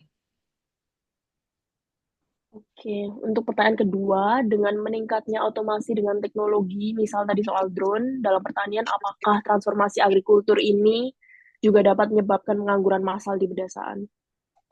Kalau bisa menyebabkan pengangguran massal di pedesaan itu adalah kabar baik. Berarti banyak generasi muda yang memang bekerja di bidang pertanian peternakan. Cuman tadi masalahnya adalah tidak ada yang mau. Mereka banyak yang misalnya yang di kampung-kampung yang di desa-desa itu. Mereka daripada jadi petani peternak, nerusin bapak ibunya jadi buruh tani, mereka mendingan kerja di pabrik. It happens karena saya punya sepetak sawah kecil gitu di Kabupaten Purwakarta itu. Ya yang ngerjain yang tua-tua aja, yang anak muda di situ ya di desa itu ya, yang saya tahu itu di kampung itu, mereka lebih memilih kerja di pabrik, pabrik tekstil, pabrik keramik atau pabrik apa gitu dibandingkan dengan itu. Tapi justru penggunaan teknologi misalnya drone ya, kebayang misalnya kita punya 1 hektar sawah. Kalau kita kan dulu menggarapnya pakai kerbau ya, pakai kerbau gitu. Itu bisa seharian atau bisa 2 hari lah. Dia ngegarap sendiri, capek, kepanasan dan lain sebagainya. Atau setelah itu nanti kan benih-benihnya itu ditanemin, terus nanti udah umur berapa disemprot pestisida dan lain sebagainya. Mungkin untuk 1 hektar itu tuh butuh 5-6 orang lah. Tapi sekarang untuk mencari 5-6 orang untuk ngehandle 1 hektar lahan pertanian itu susah banget. Nah, tapi kalau justru dengan adanya drone ini, setidaknya bisa terbantu untuk tadi misalnya pestisida atau misalnya ini pestisida yang ramah lingkungan ya, bukan yang pestisida yang full apa namanya bisa mencemari lingkungan gitu. Banyak kok pestisida yang misalnya dia terbuat dari urin kotoran kambing atau sapi, terus mereka tinggal tambahkan misalnya merica atau apa. Itu saya lihat udah ada banyak praktek-praktek di Indonesia mereka apa, membuat atau menggunakan pestisida ramah lingkungan gitu. Justru somehow ini akan membantu. Jadi setidaknya yang tadinya malas, misalnya generasi muda ini, saya nggak mau ngebuka lahan pertanian sawah misalnya. Karena that's a lot of works, that's a lot of works beneran. Itu ngebalikin tanah, terus nanam padi dan lain sebagainya, itu banyak banget yang harus dikerjakan. Tapi setidaknya kalau misalnya 1 task aja, tadi nyemprot pestisida itu dengan drone, dan ini tuh nggak harus 1 orang 1, drone-nya. Misalnya satu kampung itu ada 10 petani misalnya. Sediakan aja diadakan satu drone, nanti bisa digilir. Misalnya hari Senin si Bapak Cecep yang pakai, hari Selasa Bapak siapa, Bapak Didi gitu. Jadi gantian bisa begitu juga dengan traktor, dengan yang lainnya. Cukup punya satu, nanti pinjam aja. Jadi harus ada koperasi yang ngelola gitu. Sehingga nggak perlu masing-masing individu punya tools itu, bisa dipakai bareng-bareng. Nah, ini peran pemerintah kan yang harus bisa mewujudkan ini gitu. Semoga menjawab ya, Mas Hessel. Sangat mencerahkan jawabannya katanya. Oh, mencerahkan ya. Oh, di sini agak cloudy sih di Stuttgart. Mantap. Selanjutnya ada pertanyaan dari Kak Pascal. Ya. Saya mau bertanya lagi Kak Risma, kebetulan Boleh. ini juga apa dengan keadaan di Eropa yang saat ini juga mungkin bisa berpengaruh ke Indonesia kan, saat perang Ukraina Rusia pecah, kan salah satu, kalau nggak salah ya, komoditas yang paling berpengaruh kan gandum kan, karena Indonesia sendiri iklimnya dan secara geografi biologinya juga nggak mendukung untuk menanam gandum kan. Betul. Saat itu pecah, bagaimana eh, peran orang Indonesia dengan Uni Eropa supaya misalnya apa, kan orang Indonesia saya kurang tahu bagaimana konsumsi roti di Indonesia, tapi bagaimana cara peran antara EU dan Indonesia untuk bisa mencegah apa namanya krisis roti karena terjadi perang antara dua negara yang salah satu komunitasnya benar-benar dibutuhkan, karena kan kita tidak semua bisa eh, melakukan di negara sendiri kan, karena sesuai dengan faktornya geografis. Terima kasih Kak Betul. Risma.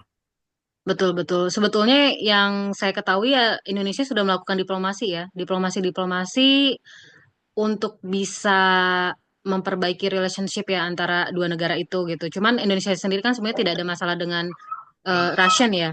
Jadi perdagangan trade itu kayaknya masih jalan-jalan aja sih gitu. Cuman tadi positioning Indonesia ini melihat konflik ini tuh seperti apa? Itu pertanyaannya sebetulnya. Ketika Indonesia tadi sangat bergantung dengan gandum dari Ukraine atau Russian, dan Indonesia itu pecinta mie ya, kan mie butuh butuh gandum ya, butuh tadi terigu, terigu itu dari gandum ya by the way. Nah terus Ya. akhirnya kayak kita kayak gimana? Nah kita sebetulnya waktu konflik ini terjadi awal-awal kita mencari alternatif sih, itu yang saya lihat. Dan India itu salah satu pemasok alternatifnya untuk gandum yang ada di Indonesia, dan itu juga sebenarnya secara lokasi lebih dekat ya gitu. Justru Mm-mm. beberapa negara malah diuntungkan atas konflik ini sebetulnya. Tapi yang Hmm. saya lihat juga Russian kan walaupun di awal-awal itu mereka di blok ya, maksudnya di ban sana sini gitu, terutama oleh EU, tapi ternyata pada kenyataannya mereka masih jalan-jalan aja kok, masih normal-normal aja karena hubungan diplomatisnya Rusia dengan beberapa negara lain termasuk Indonesia kan tidak ada masalah. Yang masalah itu kan yang NATO ya, EU terutama, terus mungkin Amerika, ya pokoknya negara-negara yang against dengan Russian gitu. Cuman kalau emang berdampak ke Indonesia ya berdampak lah, kayak tadi kan awalnya bingung ketar-ketir gimana caranya mengganti alternatif supplier dari Mm-mm. gandum, dan juga itu juga menimbulkan apa namanya inflasi ya, harga harga gandumnya, kemudian entah itu tadi mie-nya, rotinya, kita bisa rasakan itu jadi mahal. Masalahnya gini, ini masalah global ya. Ketika satu komoditas itu naik, jangan berpikir bahwa yang naik itu hanya komoditas itu aja. Itu akan berpengaruh ke semuanya, gitu. Karena kan nanti untuk mengirim komoditas itu harus fuel ya, harus menggunakan fuel dan lain sebagainya, sebagainya. Itu juga akan ngaruh ke semuanya. Jadi ketika kebayangnya satu komoditas itu naik, ya semua harga itu pasti naik, gitu sih.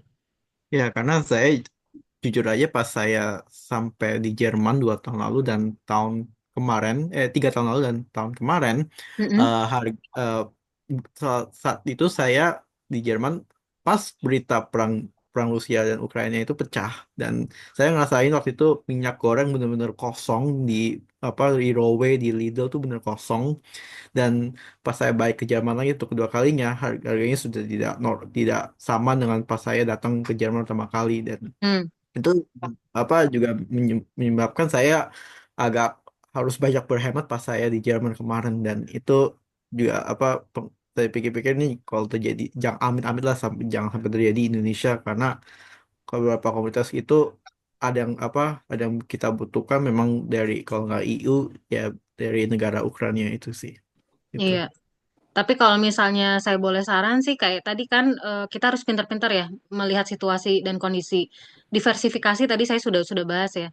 Misalnya tadi kita sangat tergantung sekali dengan gandum karena mie-nya itu. Tapi perlu diingat kalau mie itu tuh nggak hanya dari gandum aja kan. Ada yang dari vermicelli itu misalnya dari mung bean. Terus ada yang biasa dipakai capcay-nya Korea itu dari sweet potato. Terus ada juga bihun gitu ya. Bihun itu dari nasi ya, dari beras ya. Kalau Hmm. soun itu kan Mang Bin tadi, Mang Bin apa kacang hijau atau kalau nggak salah ya. Dan banyak juga sih di Indonesia yang misalnya dari eh, starch yang lain gitu. Bisa bisa diganti sebetulnya. Justru malah tadi sebetulnya di mana ada tantangan di situ ada peluang sebetulnya. Peluang ngelihat orang pintar-pintarnya ngelihat market. Oh ini kayaknya mie yang dari gandum ini lagi susah, ya udah mikir yang lain gitu, produce yang lain seperti itu sih. Tapi kalau yang tadi perang Russian Ukraine ini emang global ya, Hmm. dia impact-nya global gitu. Oke, oke. Itu pertanyaan saya semua sih ya untuk hari ini, Karisma. Terima kasih banyak untuk menjawab pertanyaan. Saya dapat insight dari hari ini. Masih banyak. Sama-sama. Oke, baik. Apa ada yang mau tanya lagi dari teman-teman semua? Kalau nggak ada, aku mau kasih pertanyaan buat Kak Risma. Ada dua Boleh, pertanyaan. boleh. Yang pertama berhubungan sama yang tadi IBFF chapter Indonesia. Itu aku mau tanya apakah mahasiswa di Jerman juga boleh ikut. Terus yang kedua, aku mau tanya gimana caranya make sure kalau peningkatan pangan di Indonesia itu nggak akan kayak berdampak negatif pada lingkungan juga. Oke, yang pertama dulu ya. Nanti remind me lagi untuk pertanyaan yang kedua. Yang pertama itu apakah bisa gabung atau enggak? Nanti bisa chat di CP ya. Kita ada CP-nya. Aku sebetulnya di divisi Science and Innovations dan tidak mendalami itu, program itu. Program aku tuh di IFA tadi, Indonesian Food Academy. Tapi untuk yang subchapter ini ada kolegaku, dia memang di community. Nanti bisa chat aja. Karena di sini aku takut salah ngasih informasi, lebih baik chat aja. Ya. Terus yang kedua tadi apa? Gimana caranya make sure kalau misalnya peningkatan pangan di Indonesia itu nggak akan berdampak negatif pada lingkungan? Itu yang memang tergantung produser sih.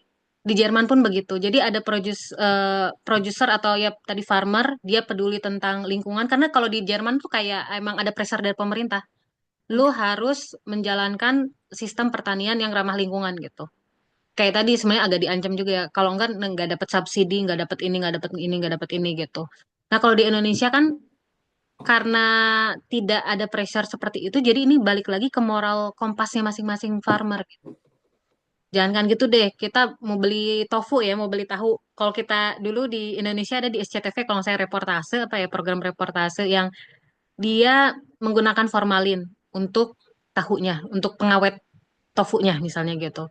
Atau bikin bakso ikan tapi pakai boraks untuk pengawet dan lain sebagainya. Itu balik lagi ke moral kompasnya masing-masing. Kalau dia aware tentang kesehatan orang lain yang mengkonsumsinya, tentang lingkungannya yang supaya tidak tercemar dan lain sebagainya. Saya rasa mereka akan lebih bijak dan lebih sustainable melaksanakan pertaniannya sih gitu. Tapi lagi-lagi saya pengen nge-highlight bahwa mereka itu nggak bisa jalan sendiri kalau nggak ada support dari pemerintah sih. Oke, oke. Makasih banyak Kak jawabannya. Sama-sama. Hmm, teman-teman kalau nggak ada pertanyaan lagi, mungkin sesi diskusi ini Izin bertanya. Oh, ada pertanyaan lagi nih. Boleh, boleh, boleh. Aku hand up. Oh, Ya, silakan.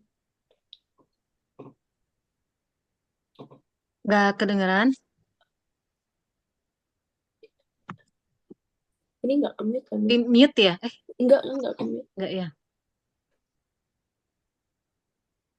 Halo? Kak, mungkin kayaknya headsetnya agak error. Kita nggak bisa denger. Hmm,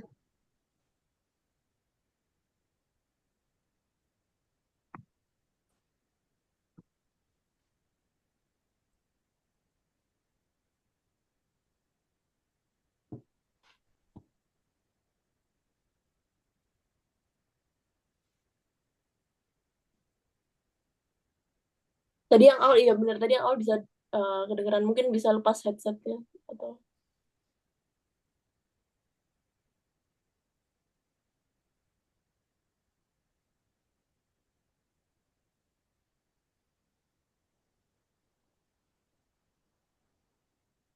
kita tunggu dulu sebentar aja.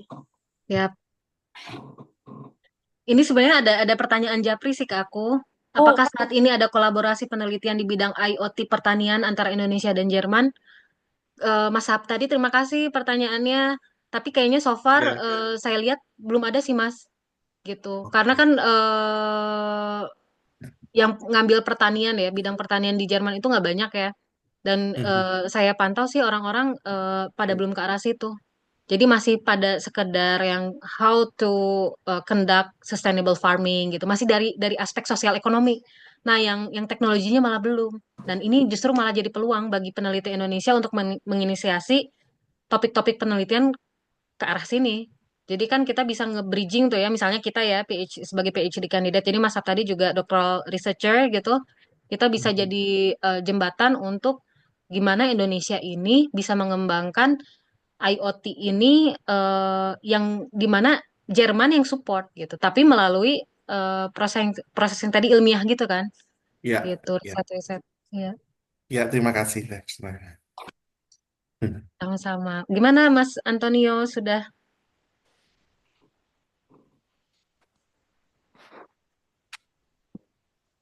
Ah, belum juga. atau mungkin bisa ditulis di kolom chat juga. Oke, oke. Oh, ini Sekarang ada. Sekarang nggak ada lagi. Suara saya jelas? Nah, sekarang ada. Oke, Jelas. selamat malam waktu Indonesia. Saya Anthony Mars Payung, PhD student di IPB University.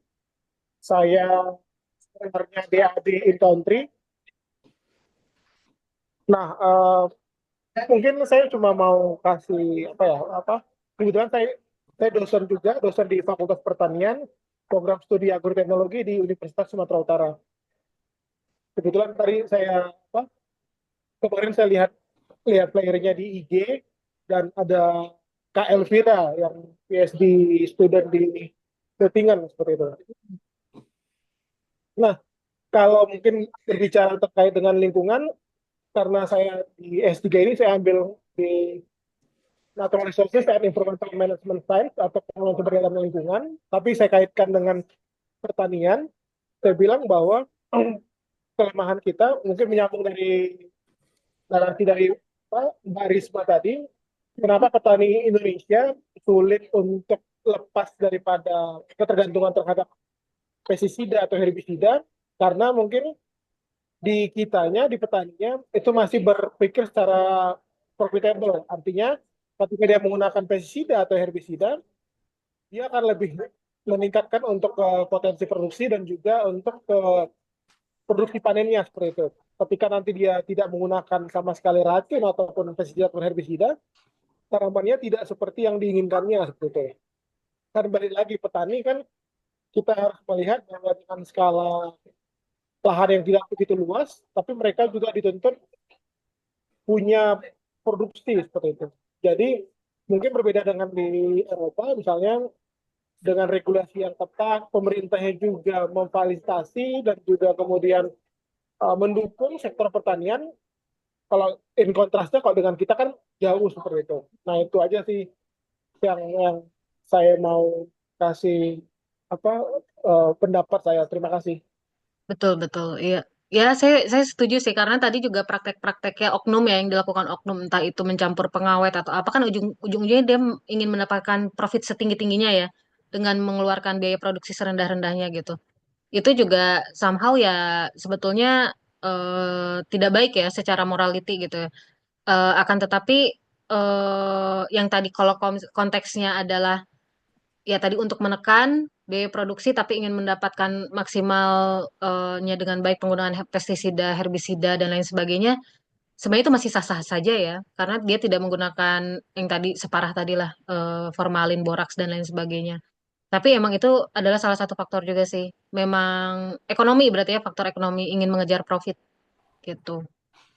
Kalau di Jerman kan sebetulnya gini, tadi oh ya kontrak farming tadi kan disebutkan oleh Rido ya, Mas Rido.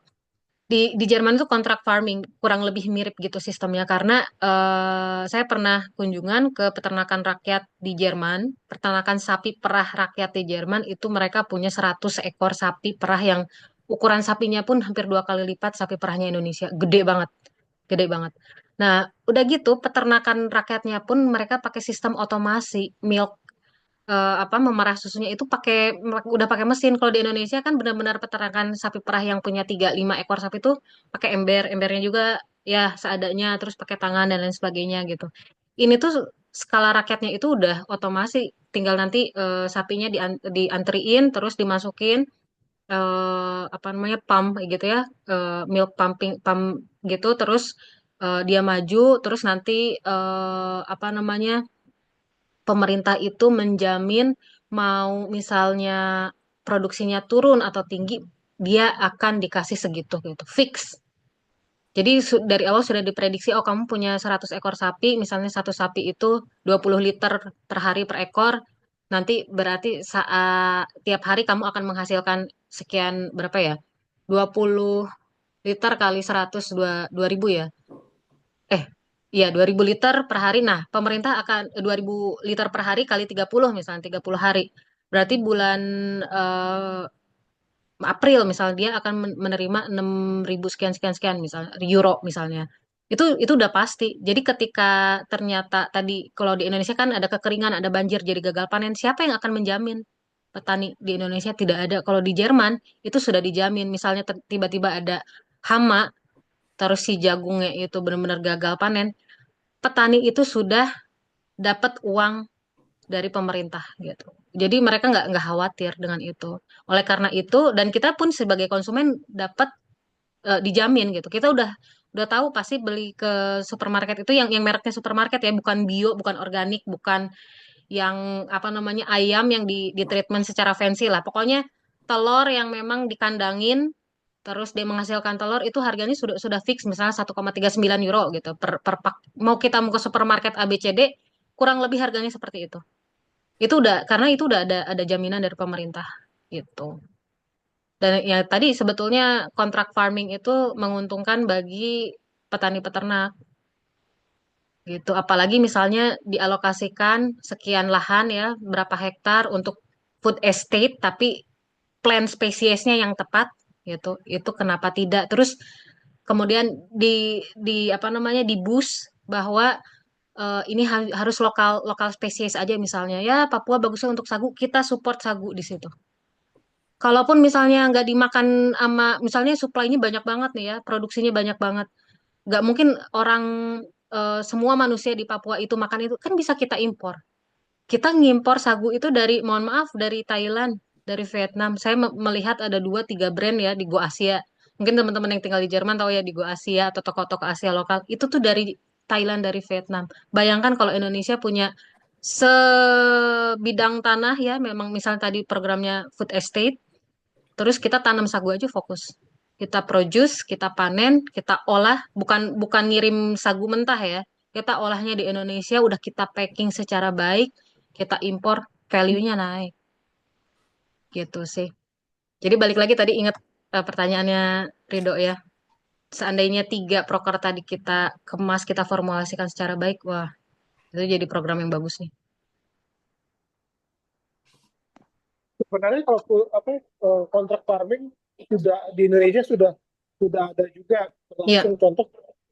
Lalu kami ada penelitian terkait dengan supply chain-nya tembakau dan di wilayah Jawa Timur kita di Madura, di Pulau Madura semua 4 kabupaten itu, sama di Jember dan juga Banyuwangi, khususnya di Jember sama Madura itu mereka punya kontrak farming dengan perusahaan-perusahaan rokok seperti Sampurna, British American Tobacco, kemudian ada Philip Morris Sampurna gitu, atau merek-merek rokok lain seperti itu. Sudah ada dan petani juga istilahnya cukup terbantu dengan adanya kontrak farming, tapi hanya untuk di tembakau. Nah, untuk skala kayak sawit atau karet ataupun tanaman pertanian yang berskala ekonomis itu tidak ada kontrak farmingnya ya. Even misalnya kayak padi juga kita tidak punya kontrak farming, sehingga ketika terjadi misalnya fuso atau kayak sekarang ada perubahan iklim, petani yang rugi seperti itu. Betul. Betul sih. Apalagi sebenarnya kan kalau di EUDR itu ada 7 komoditas utama ya kalau nggak salah yang memang EU ini mencoba untuk memproteksi dirinya supaya tidak diimpor dari luar gitu. Salah satunya itu kalau nggak salah kopi. Kalau nggak Iya, salah ya. kopi. Ya Kopi. kopi. Bayangkan Kopi kopi yang di sawit. Indonesia itu iya kualitasnya bagus sekali ya, kopi, coklat itu di Indonesia itu justru memang si EUDR itu tidak memihak ke negara-negara Global South ya yang memang jadi producersnya tadi kopi, teh dan lain sebagainya gitu. Kopi, coklat, sorry. Atau kedelai gitu. Jadinya justru kalau Indonesia pintar bukan bukan program itu ya. Kalau Indonesianya cerdas gitu ya, kita benar-benar memaksimalkan produksi di komoditas-komoditas tadi yang memang layak untuk diekspor gitu ya. Misalnya kopi atau coklat. Ini pernah baru kemarin Christmas party di institut gitu ya. Di tempat saya bekerja itu ada blind test, ada 6 jadi part of quiz. Ada 6 coklat. Jadi ada tulisannya 1, 2, 3, 4, 5, 6. Di situ kayaknya ada 5 meja. Per meja itu ada sekitar 7 saintis gitu. Terus kita nyoba tuh dari 1 sampai 6 siapa yang paling enak. Akhirnya terpilih lah. Semuanya sepakat yang terpilih itu coklat nomor 1. Tahu nggak itu dari mana? Indonesia. Dari Indonesia. Terus aku sebagai orang Indonesia satu-satunya di situ kayak, weh, gue bangga gitu. Ya bayangkan kalau Indonesia tidak mengekspor ini secara mentah. Kan banyaknya mentah. Kopi itu mentah, biji mentah. Coklat juga bijinya mentah. Coba bayangkan kalau Indonesianya itu maksudnya taruhlah misalnya udah bentuknya tuh Silver Queen gitu. Terus kita kirimkan salah satu produk yang lokal itu kayaknya Silver Queen ya. Cadbury kan bukan dari Indonesia gitu. Bayangkan gitu. Indonesia bisa malah sekarang on the other way around. Kinder Joy masuk ke Indonesia harganya di Indomaret katanya mahal ya. Terus apalagi ya Ritter Sport ya. Kemudian apa Ferrero itu yang ada di Jerman itu lisensinya lisensi Eropa gitu dan dijual di Indonesia padahal itu tuh jadinya lucunya bahan mentahnya dari Indonesia dilempar keluar, di luar diolah karena di sini pabriknya sangat canggih ya, ada pabrik clean, liter sport dan lain-lain sebagainya. Terus masuk lagi ke Indonesia dijual di Indonesia lebih mahal lagi. Sama seperti sepatu Nike, Adidas segala macam pabrik di Indonesia banyak banget dan Bangladesh, Vietnam, Indonesia itu pabrik-pabriknya kayak fashion yang kayak tadi, tapi Indonesia paling baik. Tadi seperti halnya coklat. Jadi Indonesia itu tidak kekurangan skill, tidak kekurangan apa ya sumber dayanya ada, tapi pengelolaannya masih kurang baik. Sama ini mungkin Michela bisa dibacakan ada komen dari Clara Citra mungkin ya. Ya, ditambah lagi kalau sekarang ada petani yang mulai menggunakan pupuk dan pestisida alami, tanah pertanian terutama di Pulau Jawa sudah rusak. Ditambah lagi lahan pertanian di sebelah petaknya masih pakai pestisida kimia, jadi hama penyakitnya pindah semua ke lahan yang pakai pestisida alami. Akhirnya gagal panen, tidak ada jaminan apapun. Iya. Gitu. Wah, seru sekali ya diskusi hari ini. Saya tidak menyangka bahwa pertanyaannya akan sebanyak ini dan semenarik ini. Ternyata banyak sekali. Terima kasih teman-teman yang sudah bertanya dan berdiskusi. Ya. Apakah Kak Antoni ada pertanyaan lagi atau udah terjawab semua?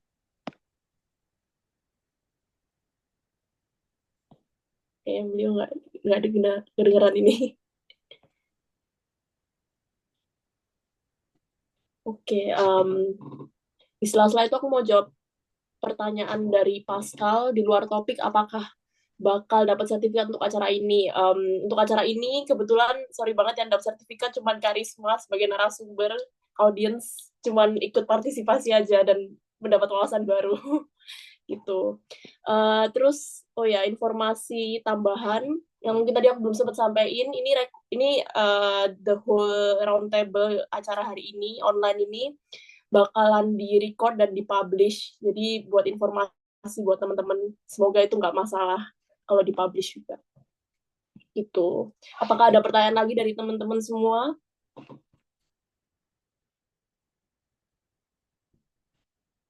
Sudah menjawab dengan baik tadi. Oke. Nice.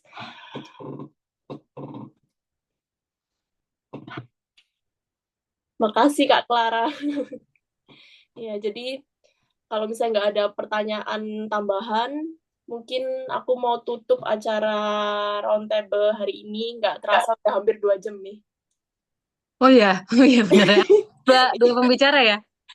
Iya, sesi diskusinya 1 jam sendiri tadi. Iya, Mantap. seru sekali. Terima kasih teman-teman. Ya. Terima kasih Kak Risma udah memberikan pemaparan materi hari ini yang benar-benar memberikan wawasan baru dan eye-opening buat kita semua.